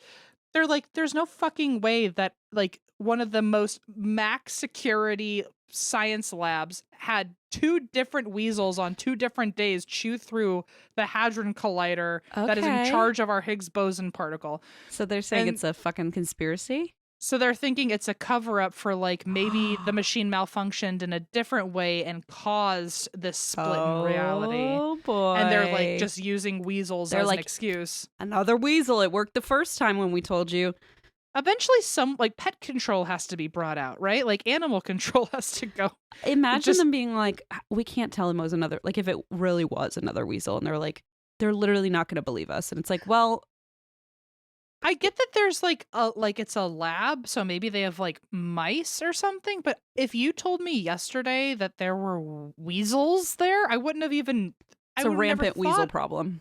Like, why are 2 loose? Where are there more? Where are Maybe they? it's the same one, M. Maybe he's just like fucking Maybe he's having, wily. he's like, maybe he ate the one and then he was like, I can't stop thinking about it. And his family was like, please don't do it again. It was so dangerous. He's like, I won't get the taste out of my mouth until I have another bite of that whatever particle. I think I figured it out. So we can add to the Hadron Collider that it's yummy. It's tasty. Well, you know what I learned from my stepdad, speaking of all his car knowledge. A squirrel chewed through all my wiring in my car years ago, and the reason they try to get into the hood of your car is because the wires, or at least the older cars, the They're wires warm? have peanut oil on them. Do you think they use peanut oil on the Hadron Collider? Maybe they used peanut butter. They were like, let's just stick it together. Oh I don't my know. God. But I mean, at least that's what my stepdad told me. If I'm wrong, that's embarrassing on me. But apparently in old cars, there's like peanut oil on some of the So- core wiring. Wouldn't cars just smell like Thai peanut sauce all the time? I mean, I then? think it's that like a sounds very- amazing. Small amount. And I think it's old cars because mine was Okay, from but, like the like, 90s. To rats, it would smell like Thai peanut sauce. Right? Yeah, I mean that's why so- they're going over there. Yeah, so squirrels apparently Squirrels. like to get in there. Yeah. I understand. I'd like a car Em's like, if it smelled like that. "Yum." Oh, here we go. In many cars, the insulation protecting the wires is made with plant-based materials such as rice husks, soy, or peanut oil. Mice can be particularly drawn to these smells and chew up wire insulation when other food sources are scarce. See? It sounds like it was trying to be helpful in one way and ended up creating its own other problem. So Who did? Oh, the actual, yeah. it's like we're gonna make an efficient plant-based car. Nobody and it's thought like- about it. It's Nobody like thought okay, about it. but like animals are gonna eat through those wires, and you're not gonna have a car. Oh, yeah. Anyway, so the 2012 apocalypse theory is solely based on loose evidence, but those who support it do say that they haven't felt right since 2012, although that could be equated to the fact that the older you get, the faster time moves. I A see. lot of shit has happened since 2012, so maybe the world just feels like it's flying by because we're dealing with more bullshit than before. It's true. It's fair. So we don't really know the reason. It could be black holes, it could be weasels, or it could just be like we're getting older. So they're all equally terrifying. oh yeah, A black hole, So- a weasel, and aging, all very bad and scary. And as of right now, I next doomsday date. Like when's the You next one Googling coming? it? Currently, nationaltoday.com. I don't even know if that's a good source. It says What's May that? May 21st, 2024. Apparently, so Are you being apparently serious? that's the next one. At least it's in also the summertime instead of Christmas. ABC News says 2023 doomsday clock. This is how close we are to the apocalypse. Fun. So there's that. If you want to like be old school Y2K and like put together a time capsule with your girlies, like maybe this is the time to do it. By the way, like speaking of Y2K, like time capsules were the rage of the time because that's so true. I didn't even think of that. We really had like a time capsule era as we children. were like, how will anybody know about the magic of an iPod Nano if we don't put one in a box and bury it underground? It's like, because we'll make more and they'll be probably much better. Can you imagine? So time capsules, I really do remember. Like my school did a time capsule. The heyday. Every year. It was a heyday. Nickelodeon did like live streamed a time capsule. I still want to know what's in that time capsule. When does that get to come out? Because I want to know. I don't know, but I remember the way it was buried looked really cool too. Nickelodeon in slime capsule. It was like buried it. Like, in every item. Patch. So they tell us what's in it already. Oh, perfect. Oh, here's a picture of the actual time capsule. It looks like slime is inside of it. It's very cool. Wait, after Nickelodeon Studios closed in 2005, the time capsule was moved to Orlando and will be opened April 30th, 2042. Oh, we're so close. I'm so old. That seems so far away. A piece of the Berlin Wall was in there. Oh, wow. That's all right. That was Linda Ellerby. Linda Ellerby was in charge of that decision. She was the only one doing anything smart on Nickelodeon back then. Oh, my God. So I don't know if you saw the picture, but it looks like slime is buried inside of it. It's super cool. I didn't. Let me see. It's in Geo's trio. Oh, that's neat. Oh, they did a good job with that. I remember as a child thinking, I'm gonna see that thing get open one day. That was like my big thing. I was like, can we open it now? I have like no patience. I was like, I think it's okay to just do it now. You know, it'd be crazy though, if in those time capsules, like, let's say the world ended and people then open up the time capsules. If we just put in a normal fucking calendar in there and now we do it all over again and everyone thinks December 31st is the end of the world. Exactly. It just doesn't make sense. I will end on this since we're talking about it. If you had to put together a time capsule right now, what would you want to put in it? It either could be a personal time capsule or it could be like, what do you think the world needs to know about us? Petrified lemon. He'll survive the nuclear holocaust for sure. He will not. That's a fact. Nothing will kill him. He is a bit of a roach. He is a little roach. He probably would love to be just buried in a time capsule. You mean with you? And maybe with me. With maybe some tarot cards. I don't know. What do you think? I don't know. I have no idea. I don't either. I feel like mine would be like the meanest time capsule ever because I think I would pick things that weren't even from this time just to fuck with someone. Like it would look like an asshole. You'd draw like a picture of me and be like, "This is the ugliest person in 2023," and be like, "Thanks a lot." Okay, but that's a timeless joke. People would still think it was funny. You really did just laugh way too hard at that, and I'm nervous. We should do an That's Why We Drink time capsule. I feel like we could put some booze in there, some wine, and by the time it's open, it's like either really skunked or like has aged to perfection. I was gonna say we could just put grapes in there, and it'll ferment into wine by the time we're done. Perfect. Except knowing me, I'll go dig it up 2 days later and be like, it's not wine yet. We'll put some of your Zoloft in there for you and some of my Xanax in there for me. So when we're opening it, if we get stressed, like we've hooked ourselves up.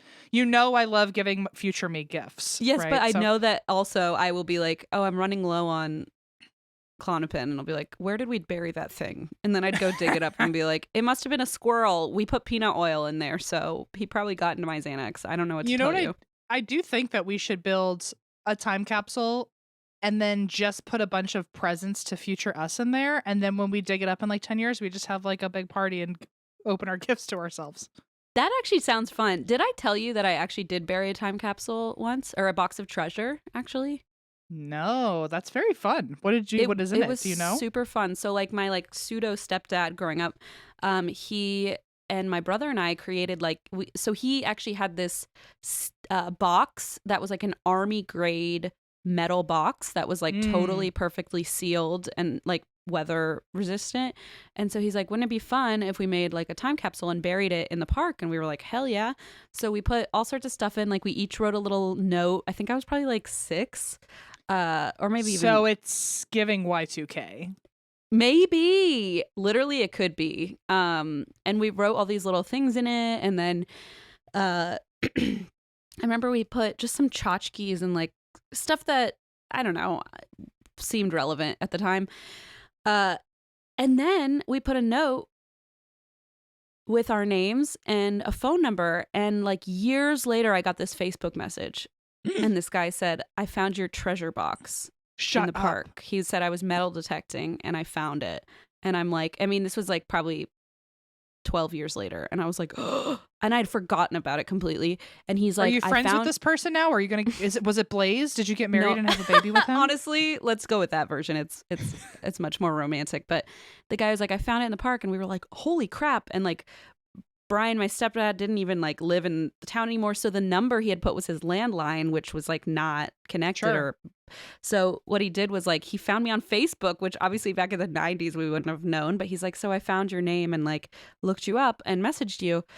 And he's like, do you want it? And I was like, yeah. And so I went and picked it up. And I brought him like a gift, like, I don't know, I brought him a gift to be like, thanks for giving it back to me, I guess. And it was so wild to have it. But I remember like calling Brian and being like, oh, look what, like he found it. And I was going through all the items and he was like, well, where's the like porcelain teacup thing? And I was like, it's not here. And we were like, he stole it. Mofo stole it thinking it was valuable. And he goes, joke's on him. That was like from the dollar store. Ew. Man, so, he stole it, and it was like a silver spoon, and it like looked fancy, but it like really was not. So he took them out. I fully was falling in love with this person until he became a crook. I was mad because I was like, I brought him so much like German chocolate as like a present. He had to feel like garbage, but he probably couldn't go upstairs and be like, oh, let me put this back. I forgot to give you the shiny pieces that were in there, but yeah. So that happened, and that was pretty cool. And then one time I tried to bury another one, and the park police were like, stop digging up the ground in this park, and I was like, sorry. So I didn't do it again. My only problem, I mean, I, as someone who loves time travel, loves presents to future me, there's nothing that makes more sense to me than to be continually putting out time capsules around the globe. Just continuous, like every couple weeks. Yeah. But I know my problem would be that I would forget where it was and like. Oh, for sure. And like, what if I go and look for it one day and a fucking house is built on top of it? Like, I would be so butthurt. I'd be like, so mad. It would be like a long con. You'd have to be like, are you looking for a roommate? And then they'd be like, why do you have an extensive shovel collection, new why roommate? Why do you need to know the blueprint of our basement so well? Yeah. Anyway, that was the 2012 apocalypse doomsday situation. That was such a good story, and also like such a good, just like throwback. Holy crap. You really nailed it. Good job to you, Anne. Thank you. Well, especially because apparently I'm learning TikTok is her algorithm is algorithming. And I have found myself learning more about the Gen Z fashion of today, and Y2K is back, baby. So no, it really is, and I feel like my favorite are the ones that are like, oh yeah, Gen Z, why don't you really commit and wear like jeans under your dress? You know what? Yeah. The day you wear jeans under your dress, fine, like Y2K is back, but like don't fucking half-ass it. Yeah, exactly. Like, why don't you wear the jeans that the second there's a puddle outside, you're fucked, and like, oh, the flare, it like immediately just sopping muddy wet jeans. Well, people are like, why are millennials so into the skinny jeans and the tight joggers? Why and all do you this? And think? it's like we ran through those puddles and through those puddles and through. We want things stuck to us now, so we know everything's going to be dry and clean when we get home. That's yeah, I can't do any more muddy trailing mud around with my jeans. It's so unpleasant. It really is. Like, I'm at the age now where I've seen fashion come and go a few times, and I want to keep up with the Joneses, and like I want, like I don't want to, fall into obscurity. Like I want to keep up with the times and stuff, but I've seen why those fashions don't work anymore. Mm-hmm, mm-hmm. And so I so badly want to make sure that like my look is like fresh and cool, but at the same time I'm like, I know in 10 years all these people are going to look at pictures and be like, why on earth did I dress like that? I looked so stupid. And I feel like it's like, never gonna last. So why even Yeah. be part of it? Because then, like, in 5 years, you're gonna look like a loser who isn't up to date. You know what I mean? It's like, it's yeah, exhausting. either I look cool now and like knowing I'll hate it later and look like kind a of Dorcas. Yeah, kind of hating it anyway right now, but I'm just like trying to Exactly. fit in, or I don't do it and look like a loser now, but get to say I told you so later. So like I don't know. precisely. Anyway, It's if really you're a like lose-lose situation. if you're Gen Z and wearing what you're wearing, everyone wear what you wear, by the Just way. like, But at the same time, just wear what you want. we thought we looked cool too, So, and like, this we is your get it. time. This is your time to shine. But in 10 years, someone else will have a different idea, and we all fall into Don't obscurity, say, I guess. just be like slightly mentally prepared in the back of your mind that, like, Maybe not flare always pants gonna weren't a be good it. idea. You'll understand why we like a skinny jean one day, I promise One day you. they'll come back and I'll be like, fuck, I threw mine away. Exactly. It's just so annoying. It's so annoying. Anyway, it's your time to shine now, Christine. Regale me. Regale me. You nailed it. I have quite a story for you today. I want to tell you, like, the fun, it's not fun name, but like the like catchy name to this story, but it's going to give you a spoiler, so I'll tell you like once that spoiler has been out of the way. Okay. But this is the case of Viktoria Nasyrova.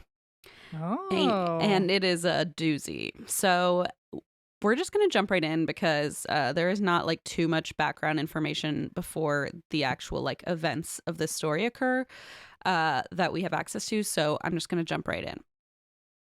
So there was a woman living in New York City named Olga Tsivik, and she was a Ukrainian immigrant in her late 20s. And she was living in New York City as a licensed cosmetologist and was notably a lash technician specializing in eyelash extensions.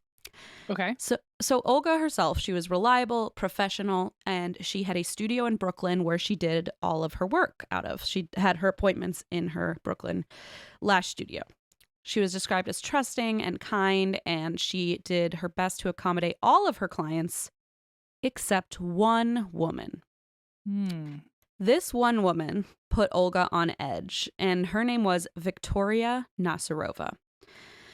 Viktoria Nasyrova was a Russian immigrant who became a client at Olga's salon and would regularly get her lashes done there. But for some reason, and this...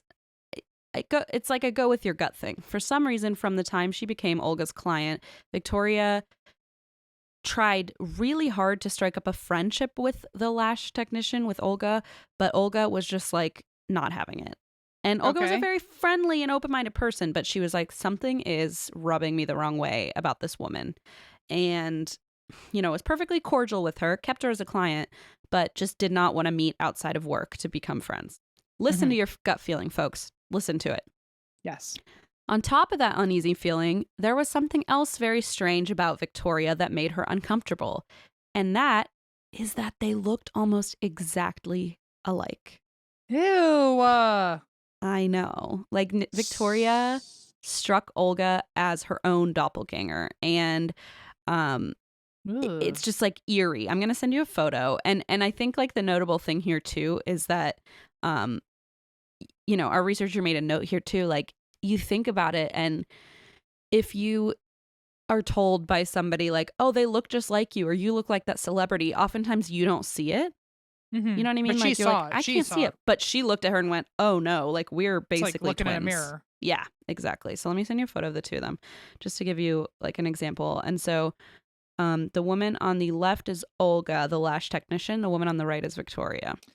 Oh, that is creepy. Right? It just looks like one of them is wearing more loud makeup compared to the other. Exactly. It almost looks like if the woman on the left could be dressed up as the woman on the right. Like, so, okay, my first thought is evil twin. My next thought is evil relative. And then my like third more like wild thought is like got like a stalker who was so obsessed with her that she is trying to like get surgeries to become her, or like a spy who's in disguise or something. I like that evil twin was like not the wildest theory you came up with. You're like, evil twin, of course. I recently saw the triplet documentary where there's like they That's all such a good movie. It's very good and I watched very it on an airplane. bothersome. Yeah. Me too. Oh my gosh, it's such a good airplane movie. You know what's a really good airplane podcast on Delta exclusive? Is Rituals, but not in That's Why We Drink yet. I can't wait. R.I.P. One day in That's Why We Drink will be on there. Delta, are you listening? Sometimes I go on there and I just play Rituals and then I mute my volume and I just go about my business and do other stuff. But I'm like, but then I'll just be playing it on for my the thing. number. Yeah, for like the one download that they think that it will get. I don't know. It's like just not really rational, but okay, so this woman looked really similar to Olga, and if I met someone who looked like me and wanted to be friends, I'd be like, cool, we can play evil twin pranks on people. But like, apparently Olga was like, no, I don't want to be part of this. So I feel like my first thing, I'd be like, what is the situation? Why you can't possibly have walked in here and not be thinking what I'm thinking. And exactly, which is weird because I feel like they didn't even really talk about it. So Viktoria kept pushing to be Olga's friend, which again, like red flag. If you're like, no, thank you, and someone like won't drop it, red flag. Mm-hmm. Olga just kept dodging her advances until August of 2016 when Viktoria reached out to Olga and said, I need this. I shouldn't laugh because this might be a real thing. She said, I need an emergency lash appointment. And Olga was like, it's funny to me. I'm sorry. Because Maybe it's a thing, and like I feel like if you're going to a wedding or like whatever, okay, I get it. Sure. I've needed emergency things for events. I've needed emergency spray tans. I get it, okay, but basically she's like, I just have a really tight schedule, and Olga was like, I don't have any available appointments, and Viktoria was like, you need to see me, like so pushy. Ugh. And Olga was like, you know what? Fine. She's a licensed cosmetologist, so she's like, fine, I'll make an exception. Come to my apartment, and I'll do your lashes at my place. Oh, so now she's got her address, right? Well, I guess she already... Didn't she already, if she was already working out of her own apartment? No, she never worked out of her apartment. She had a studio in Brooklyn, but since it was quote unquote an emergency and Viktoria kept pushing it, she's like, okay, you know what? Just come over to my place and I'll do them for you in between clients. And now she has the address. So on August 28th, 2016, Viktoria arrived for her appointment at Olga's apartment. As a gesture of thanks, she had brought some baked goods with her, and they were 3 small, like kind of bars of cheesecake bars that she said came from a world famous New York City bakery. So they're hanging out, they're doing their thing. Viktoria eats 2 of the cheesecake pieces and then insists Olga eats the 3rd. Olga ate the whole bar. It's like, it wasn't that big, and immediately felt ill. Immediately. Within minutes, she was vomiting profusely. She then began to get extremely dizzy and she lost consciousness. What Viktoria had done was that she had laced this slice of cheesecake with a drug called phenazepam. And phenazepam is a potent sedative that is prescribed in Russia for seizures, anxiety, and sleep disorders. I feel like we're probably familiar with several azepam drugs. There's clonazepam, lorazepam. They're all just very like they change your brain chemistry, that kind of thing. So phenazepam is a pretty intense medication, and when misused, like overdosed into a cheesecake bar, it can cause comas, death, and retrograde amnesia. Oh my God. Weirdly, according to some sources, phenazepam can be more dangerous in extreme heat.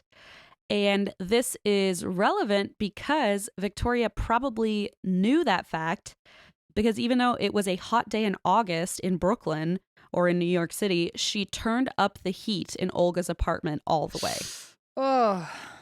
Then she left Olga in her apartment to die and just peaced out. Oh, wow.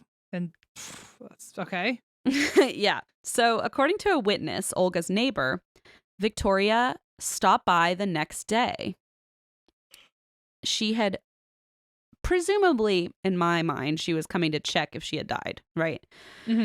However, according to the neighbor, Viktoria was carrying a container of soup with her. So she showed up and Olga was still alive. And Olga was conscious, but extremely out of it. And all she remembers is that this woman showed up with a container of soup, basically told her to eat it, and she was too out of it to resist. And it was also laced. So there's no for sure evidence, but that is what Olga believes. Olga believes there were more drugs in it because she didn't quote unquote finish the job the first time. Like she came with food that had more drugs in it to check if she had died. If she hadn't, then like, okay, let's put her over the edge and add more drugs to her system. I mean, like the last time someone said eat something, you were drugged. So I don't know if I would trust them. Again, what are the saying, odds that this one's not? Exactly. Like, and under the guise that you're checking on her, like it doesn't. My assumption is pretty sure there were drugs in there, and that's what people believe, but it's not, factually confirmed. Sure. So the neighbor watched as Viktoria walked downstairs, cleaned the bowl of soup, and then left the apartment. The neighbor thought, which I'm glad, again, see something, say something, I guess even in New York City. The neighbor was like, this is really odd, and started to worry about Olga, probably thinking like, oh, maybe she's sick and this friend brought soup. I'll go check and see how she's doing. So he goes to check on her and he lets himself into her apartment. And the first thing he notices is that it feels like a sauna inside. It is like boiling hot. This woman has turned the heat all the way up. He finds Olga in her bed and she is unconscious. She is wearing skimpy lingerie. And Viktoria had put that on her. So she had been wearing sweatpants when Viktoria arrived for the appointment. But Olga had been wearing sweatpants when Viktoria arrived for the appointment. But then Viktoria had put this sexy lingerie set on her. And then scattered phenazepam pills all around the bed. Oh, to make it look like either an overdose or a suicide attempt, like unclear which one, but basically like this just happened, and that's how she had like staged the scene. So Olga's neighbor rushed over to her, and incredibly, she was still alive. Wow. He took her to the hospital. She was in and out of consciousness, and she even entered a coma for a short while. Oh my God. She was very near death. Oh my God. The hospital did a urine and blood analysis, but they could find no illicit drugs in her. And so Olga was released September 1st after 3 days of treatment. And I guess like illicit drugs, they're thinking like heroin or I don't know. I don't know what they were searching for. I don't know why. Like a full lab. I don't know why I would expect you to know that. Yeah, you'd think they would have found it. I don't quite know why that happened, but it's too bad. Oh, sorry. I was going to say what's interesting with like even like vitamin deficiency, you have to like ask for that to be like a separate thing. Oh yeah, and like your insurance probably won't cover it because they're like, well, I guess there's no full exclusive panel. It only does chunks. I feel like a full panel probably has very specific things in it, like that aren't the actual full extent of what you can search for. And I guess if you're doing a drug test on someone, like, I don't know, maybe because this is typically a Russian drug, maybe that's why it's not in. Oh yeah. I'm not sure. So when she got home from the hospital, she discovered that her apartment had been looted. She was missing over $3,000 in cash, jewelry. She was missing her passport, her working permits. And so now, are you catching on to why Viktoria was, evil twin to an extent. But really, when they interview Olga on the 48 Hours episode I watched, she was like, she wanted my identity. Like we looked so alike that she thought, oh, this is perfect. I'll kill her, take her ID, her passport. Bada bing, bada boom. Bada boom. I'm her now. And so that is what Olga is convinced was the plan. And I find that very compelling. I find that pretty convincing. Truly. The wild part is, though, that Detective Kevin Rogers immediately doubted Olga's story. She's like, this woman drugged me. And he's like, you're just a drug user. Get out of my precinct. Just like did not even want to hear it. Thankfully, Olga refused to back down. So she collected the plastic tray that the cheesecake had been in from the garbage and turned it over as evidence. But police were like, oh, we already dropped that case and moved on. And basically abandoned Olga, like not only with no justice, but also the fear that like Viktoria is going to find out she's still alive and finish the job. Like it's just a very scary situation that they left her in. Like imagine any food you eat. You're like, did Viktoria get her hands on this? Is she going to do it again? Like, is she going to try to kill me? I'd be like, homegirl looted my apartment. You can't take a fingerprint sample in my house? That's not enough. So this is just another one of those cases, Christine, where I just get mad the whole time. Well, this one has a little bit more. Actually, this next bullet might make you feel better. Several months later, Olga's neighbor finally came forward to police as a witness, and Detective Rogers decided, okay, fine, you know what? Like, we have enough here. We're going to open this case. And he had to make a, quote, uncomfortable apology to Olga. And I hope it was fucking uncomfortable. I hope it made you lose sleep. Hope it made you lose sleep. And he reopened her case.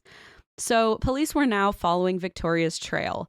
But incidentally, they were not the only ones looking for Victoria. Dun, dun, dun! I told you I could harmonize. That was beautiful. Yeah. So what's happening meanwhile is that there's this man named Herman Weisberg, and he is a retired NYPD detective turned private investigator who is also simultaneously trying to track down Viktoria Nasyrova. Now, this private detective, who's like considered one of like the top private detectives, he spent so long on the NYPD. He's very experienced, and now he has his own business. He'd been hired by a woman named Nadia Ford, who was another Russian immigrant living in Brooklyn. And Nadia had grown up in Russia, dreamed of one day coming to the U.S., watching all the cartoons and American TV shows and sitcoms. And she decided to attend college in the U.S., get married, eventually get divorced. But now she is living in Brooklyn. Mm-hmm. Despite the divorce, she decided to stay, but she had a very, very, very close relationship with her mother, who she described as being everything to her. And Alla Alisenko is the name of her mother, and she was a loving, diligent woman who worked 5 jobs raising Nadia and her sibling as a single mother through the 90s in Russia. Like, just a very loving but like hardcore, hardworking woman.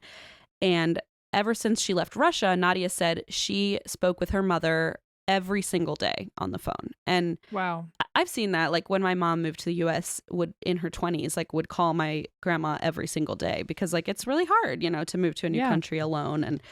And so there was never a day that they did not speak on the phone. And there was never a day that her mother didn't answer the phone.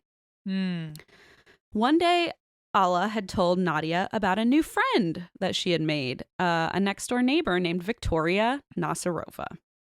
Okay. And this is in the past. This is like a few years in the past. We're traveling. Sure.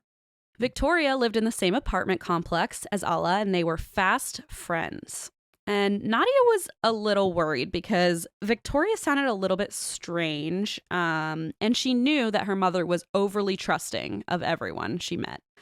And so she's like, I feel like my mother's vulnerable. And if you see, you saw a photo of this woman, Victoria, like, she does not look like a friend to play bridge with, like a friend who'd be playing bridge with an elderly woman. She looks like a party girl. She's like fully done up, like all of it. Like she's very young. Like she does not look like the type who would be befriending your elderly mother. And so no, she's kind of giving like, not in a bad way, but like Jersey Shore kind of. Like she just looks like she's down for a good time, not a long time, Yeah, there you go. Exactly. So, it's a little bit strange because like there's this elderly woman who's now like best friends with this like young party girl. It just struck her daughter as weird, especially because she knew her mother was a little bit naive about people. So Alla seemed to love Victoria for what it's worth, and there's nothing Nadia could do about it. They're, across oceans. So Olga was like, well, it's fine. I'm actually going to meet Victoria soon anyway, because in fall of 2014, she was planning to fly home to visit her mom in their hometown where her mom still lived, and that's Krasnodar, which is about 800 miles south of Moscow near the Black Sea. So she's like, okay, you stay friends with her. I'll get a better read when I come visit in a few months, and maybe I'll see what's really going on here.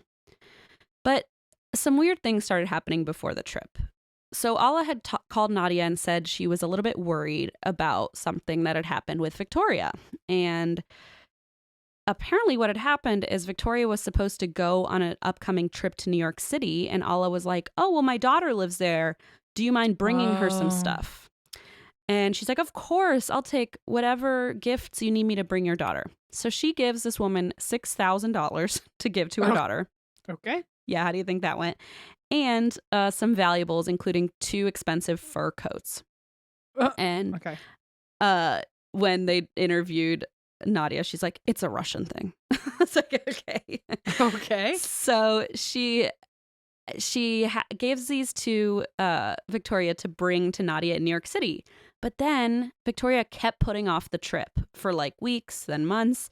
And Alla is like, I think she might be like taking the money and she's not giving it back, but she's also not planning her trip. So now she's like uncomfortable and nervous that like she's just lost $6,000 and these 2 fur coats that were meant for her daughter. So after some back and forth, Victoria finally agreed that she would return the money and valuables on Saturday, October 4th. But on Sunday, October 5th, Alla did not answer Nadia's daily phone call for the first time in almost a decade. Okay. I hate that. Nadia called her over 100 times with no answer. And she immediately said, something is very wrong. There is no way would call her 100 times and she would not either answer or touch base from somewhere else. So she called Victoria because she's like, well, you're apparently my mom's BFF. And Victoria says, I don't know anything at all about that. She said, I went over for a cup of tea and then I left. That's it. Another day goes by. No word from Alla. Nadia is freaking the F out. She gets online and checks her mom's phone records. And the last item on the record was a call from Victoria at 11 p.m. on October 4th. And after that, totally nothing. Completely empty phone records. So Nadia immediately gets on a plane and arrives in Russia only 3 days after her mom had disappeared. Victoria met her outside of the apartment building where her mother lived. And this is an interesting, like, fun fact, I guess.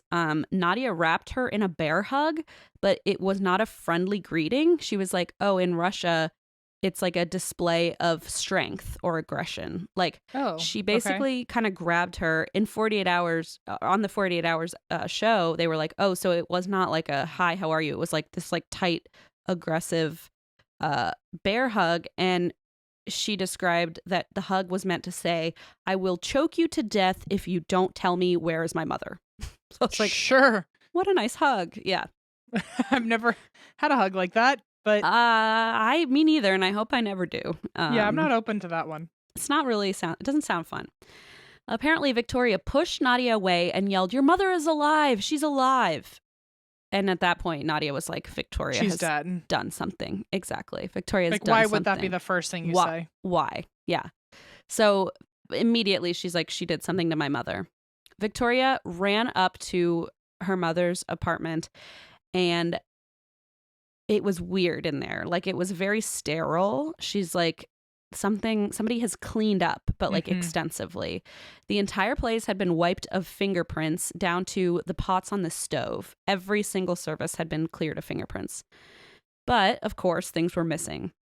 Jewelry, family heirlooms, and Alla's life savings, which she had actually hidden in a secret place under like a baseboard of a cabinet. And like nobody would have known this unless she had told like a friend or a family member.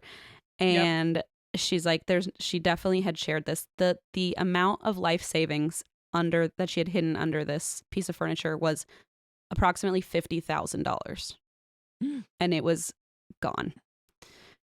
So police questioned Victoria, but she played innocent and convinced them that she had done nothing wrong. So they left. And it was now up to Nadia to go solo and find out what the hell happened to her mom, because the police were not helping.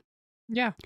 She put up flyers. She constantly harassed the police, and they started calling her the crazy American daughter because she had flown in from America and like wouldn't drop the issue. Honestly, like, I'd take the name. I'd be like, that's right, I'm crazy. Fucking take me seriously. Exactly. It's like, yeah, you want to see crazy? You haven't seen crazy. So this is a wild sentence, but it's exactly what it sounds like. Finally, she bought access to the traffic cameras because that's the most unhinged Christine thing I've ever heard of. Like, if, like, speaking of you ain't seen crazy yet, that's like, if someone hurt someone you love, Christine, you would buy every feel like- CCTV camera, every For highway sure. camera. It's like, it's a wild sentence because it's like, yes, I would, like, when I hear the phrase hack into the mainframe, that's what I think. Like, hack into the CCTV footage that's like supposed to not be accessible to me. But then when they were like, oh, wait, you bought it? In the interview, she goes, it's Russia. You buy everything with, like, you can buy anything with money. And they were like, okay. So she bought access to all the traffic cameras and she watched the footage of every single one she had access to until. Good for her. Yes. What a good, like, that's also like, I know we're in the middle of telling a true crime story, but what a nice, I don't know. It's just like the mother-daughter bond Yes. is It's very powerful. Very powerful. And like, she was on a mission. I mean, it's like any of those movies where they're just like out for justice, and she was not fucking around.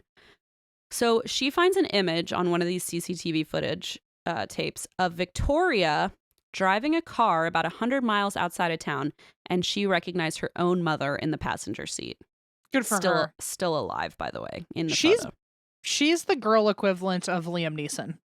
I was thinking that the whole time. I'm like, it's like either Taken or what's the one where he like go with Keanu Reeves, the John Wick, like one of those where it's like, oh, you like, I know who did it and I will not rest until. And she's like, I will buy every CCTV camera until you are like, no like, punches needed. Genuinely has Liam Neeson shaking in his boots because like, who needs him, you know?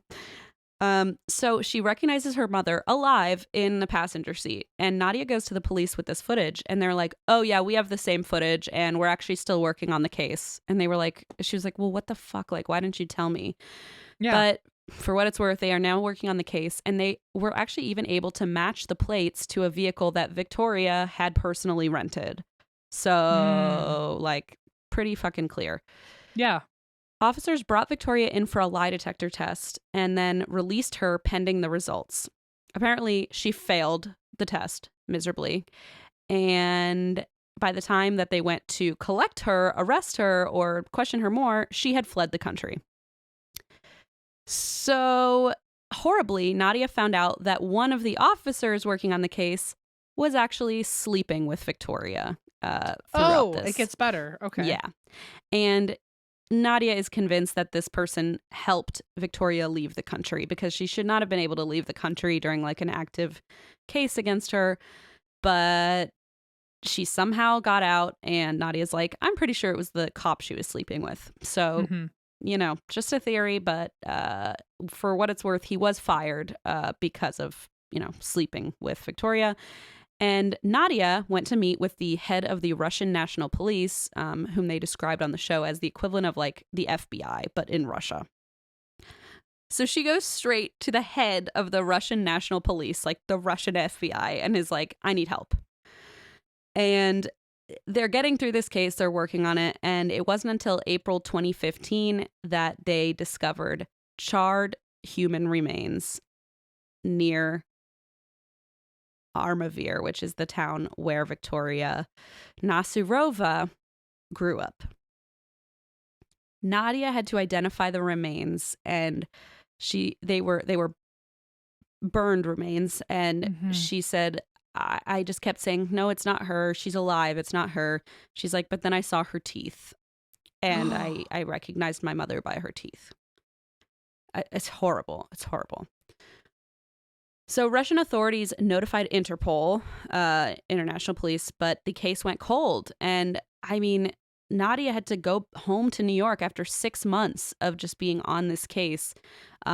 She had gotten like a glimpse of hope when she saw her mother alive in the CCTV footage, and had hoped like maybe she was just keeping her somewhere, or had like mixed her up and moved her somewhere, but no, she was dead. And so she had to return to New York after 6 months on Victoria's tail. And Victoria is like gone, like has just fled. So she's like, you know what?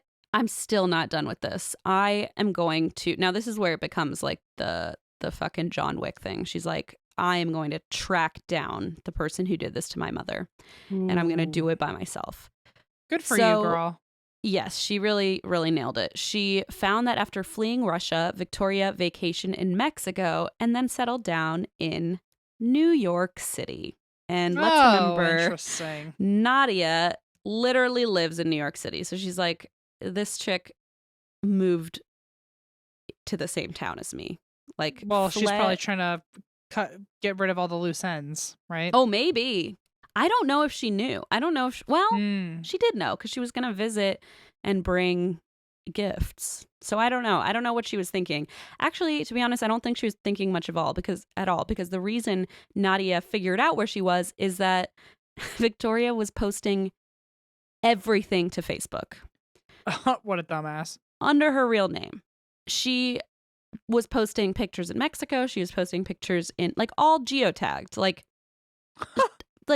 zero thought at all, just posting these to Facebook. And Nadia is able to like publicly view these. So she turns these into police and immigration officials, but they didn't turn anything up, which I'm like, fucking call me. You know what I mean? Like they were like, oh, we have her exact location. Oh, that's too bad. Interpol can't figure it out. I'm like, oh my God. How? So she hires this PI, Herman Weisberg, the former NYPD cop, who's like, I got this. And he was determined to track her down. He's watching her Facebook posts. He's scrolling. He's finding all this weird shit out about her. Apparently, she's posting advertisements on social media and Russian dating sites. She's working as a dominatrix at the time. So she's posting all that on the internet. And he ends up focusing on a selfie she took in a car. And in the car, she's wearing a pair of mirrored Ray-Bans. And he just zooms into the fucking reflection and gets a clear view of the whole dashboard and steering wheel. And it also shows a driver's seat with very distinct stitching. So Herman goes to a parking lot with like thousands of cars, and he just looks at everyone's windshields to find the stitching that matches the stitching in the photo. He finds out that this car she's in is a Chrysler 300. So he's narrowing this down like dramatically. Yeah. He notices that a lot of Victoria's Facebook likes are centered around Sheepshead Bay, a Russian neighborhood in Brooklyn. So they go searching the neighborhood for a Chrysler 300. They find one and they run the plates, and a Russian name comes up. And they're like, what are the odds? Okay, so there's this Russian man who owns this car. Turns out he is Victoria's boyfriend. So essentially, they go to the neighborhood, look around for a Chrysler 300. They're like, here's one. It's fucking Victoria's car. So they like already found her. Wow. Herman also identifies in the photo the building that she's parked outside of, and he's able to like find out like her exact location. I mean, I love this guy. This is like my jam. This is I mean, Interpol could never, apparently. Apparently. Like, I thought yes, but apparently no. So apparently they couldn't just look in windshields to see stitching, but okay. So he identifies the building that the car was in front of as the building in one of Victoria's Facebook posts. And on March 20th of 2017, he calls the police and says, I'm ready to help you facilitate Victoria's arrest for the murder of Nadia's mother, Alla. But meanwhile, she is, of course, wanted for a crime in the United States that they don't know about, which is this crime against Olga from earlier. So Brooklyn authorities reach out to Detective Kevin Rogers, who is the one who earlier like didn't believe Olga's story. And he is like blown away that this woman is coming up again in like a totally different Interpol case now. So she is finally able to be arrested for her crimes against Olga and charged with attempted murder, assault, and grand larceny. And they were able to test the plastic cheesecake container still stored in evidence, and they found both phenazepam and Victoria's DNA on the cheesecake platter. So like ding ding ding. Ding ding ding. Nice try. Also, like, I love that she threw it away in the woman's apartment. She's like, eat this poison cheesecake, and then I'll put the wrapper in your trash can. Yeah, like, okay. So stupid. So during their investigation, Kevin noticed the uncanny resemblance between Olga and Victoria, and that's when he started to put things together that Victoria's visa was about to expire, but the only place she could go back to was Russia, where she's wanted for fleeing from this murder case. So like she's basically, that is why she wanted Oopsies. Olga's identity. Because Makes she's sense. like, I can't stay here and I can't go back to Russia. He said Olga had something Victoria wanted, and it wasn't money, it wasn't handbags, it was Olga's identity. If Victoria killed Olga and assumed her identity, she could stay in the U.S. permanently. He described Victoria as extremely ruthless and diabolical. After a lengthy investigation and then, of course, all the COVID delays, Victoria was in jail for quite a while. However, in 2018, she was assaulted by multiple inmates and badly injured while a guard watched and did nothing. So she ended up suing the city, and she won the case, and she won $325,000. Wow. And okay. I'm like very torn about that, because it's like, well, of course I don't want her to get hundreds of thousands of dollars, but like she shouldn't be getting assaulted in prison and just like being watched by guards with no help. Like it's a fine line, and two things can be true at the same time. Yes, exactly. So after all the delays, Victoria didn't go to trial until January of 2023. So damn, so like just now. So almost like 10 years, I guess 9 years after Alla went missing. Oof. Her defense attorney described the case as a total spectacle. I mean, now I guess I can tell you, I should have told you earlier, but this is also known as the cheesecake murder or the cheesecake crime. So, good to of know. course, it's the poison cheesecake. And, it reads like a murder mystery novel. Like you eat a piece of cheesecake, you're poisoned, and they take your identity. Like it's giving crazy. Lifetime. Yes. And I feel like this probably will become inspired by a true story Lifetime movie any day now. He said even if Victoria did poison Olga, there was no proof of murderous intent. This is her defense attorney. Okay, I was like, wait a minute. I know. Kevin, no, it's the defense attorney. Identity theory was only a theory, okay? That said, Victoria did steal, like we said, Olga's passport and working permits, which seems like the permits sound like a weird thing to steal unless you are trying to become another person and take over their job. Yeah. So prosecution brought up an interview Victoria did with 48 Hours while she was in jail awaiting her trial. And in this interview, she admitted to being part of the crime, but she wouldn't discuss details until the trial. But then at the trial, she decided not to testify or take the stand to answer questions. So prosecution brought up this interview themselves, and when told, quote, "There's a woman named Olga who claims you tried to kill her by giving her a piece of poisoned cheesecake," Victoria said, "I know whom you mean. I know this young woman. I can tell you that I did not force her to eat it." Shut up. What do you mean? Literally, what do you mean? So basically, prosecution's like, let's bring that up and say, hey, let's unpack that. She Let's said, explore like, that. I didn't make her eat the poisoned cheesecake that I brought to her house. You know, like, it's a terrible argument. They were, however, during this trial against Olga, I mean, not against Olga, but for the crime against Olga, they were not allowed to bring up the crime in Russia, interestingly enough. Really? However, okay. I know, which always like throws me off. However, Nadia was brought to the stand and she was able to kind of allude to the crime without giving details. She said it was very serious and she gave personal testimony of her knowledge about Victoria. So Nadia said she wanted Victoria to look at her while she was on the stand. She said, "Look at me. Look at the person whose mother you killed. Look into my eyes. Remember them for the rest of your life." Good. Ooh, I have chills. But Victoria refused to look at her. Refused to look at her. Evil. It's evil. She only sat there smirking. Ew. Evil. Evil. After just 1.5 hours of deliberation, the jury found Victoria guilty of attempted murder in the second degree. And at sentencing, Olga was able to make a victim impact statement. She said, quote, "Victoria caused me to lose trust in people. I cannot for sure know what their true intentions are. I am grateful that this person will be punished for what she did to me." The judge declared Victoria was a very dangerous woman and sentenced her to 21 years in prison, which is 4 years below the maximum 25-year sentence. This included time served during her trial's delay, so she may be free in only 15 years, and she's still quite young.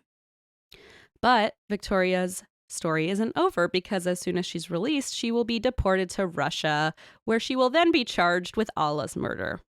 Oh, damn. So that's like that hasn't even happened yet. Nope. So basically, So- Interpol's just twiddling their thumbs until they can like get her over there, get her to. So she's not even looking forward to like a release date, Release. because it's only part one of the two parts. Yes, and the first one, Olga survived it, but the second one, Allah did Mhm. not. So Yeah. it's going to gonna be be a worse. doozy. Yeah. There's also, interestingly, a man in New York who claims Victoria drugged and robbed him after he responded to one of her dominatrix ads. And there were quite a lot of potential stories of people who did not want to come forward, either because they were married and didn't want to like admit like, oh, my dominatrix tried to poison me, Sure. or they just didn't want to talk about it to police, or It is somewhat of a perfect crime of like, yes, oh, well, she found I the get right niche to advertise for. yeah, don't tell on me, I won't tell on you. Yeah. Exactly. So this man who claimed that he was drugged and robbed says that after drugging him, Victoria brought him to the dry cleaning business he owned and dropped him off. But he was acting so strange that one of his employees filmed the interaction and filmed Victoria dropping him off, which I was like, yes, pull out your fucking camera, film everything. That's a true see something, say something. So, right? Like, I will film this. And it was on the 48 Hours episode. She claimed on camera he took a pill, she kept saying. And he drank 2 bottles of wine. And like, of course, when he's sober later, like when he recovers from this, not sober, when he recovers from this drugging, he's like, no, I had like a few sips of wine and I was like gonzo. Interesting. They called an ambulance. Victoria fled, but not before stealing more money and a watch from the basement, in addition to the over $2,000 she spent on his Amex. So he nearly died. He spent a week in the hospital, was like barely able to eat. And so presumably the same kind of poison that she had used on Olga. So after all of the ugliness Victoria left in her wake, her crimes connected Nadia and Olga are now best friends. Oh, really? Mm-hmm. That's very.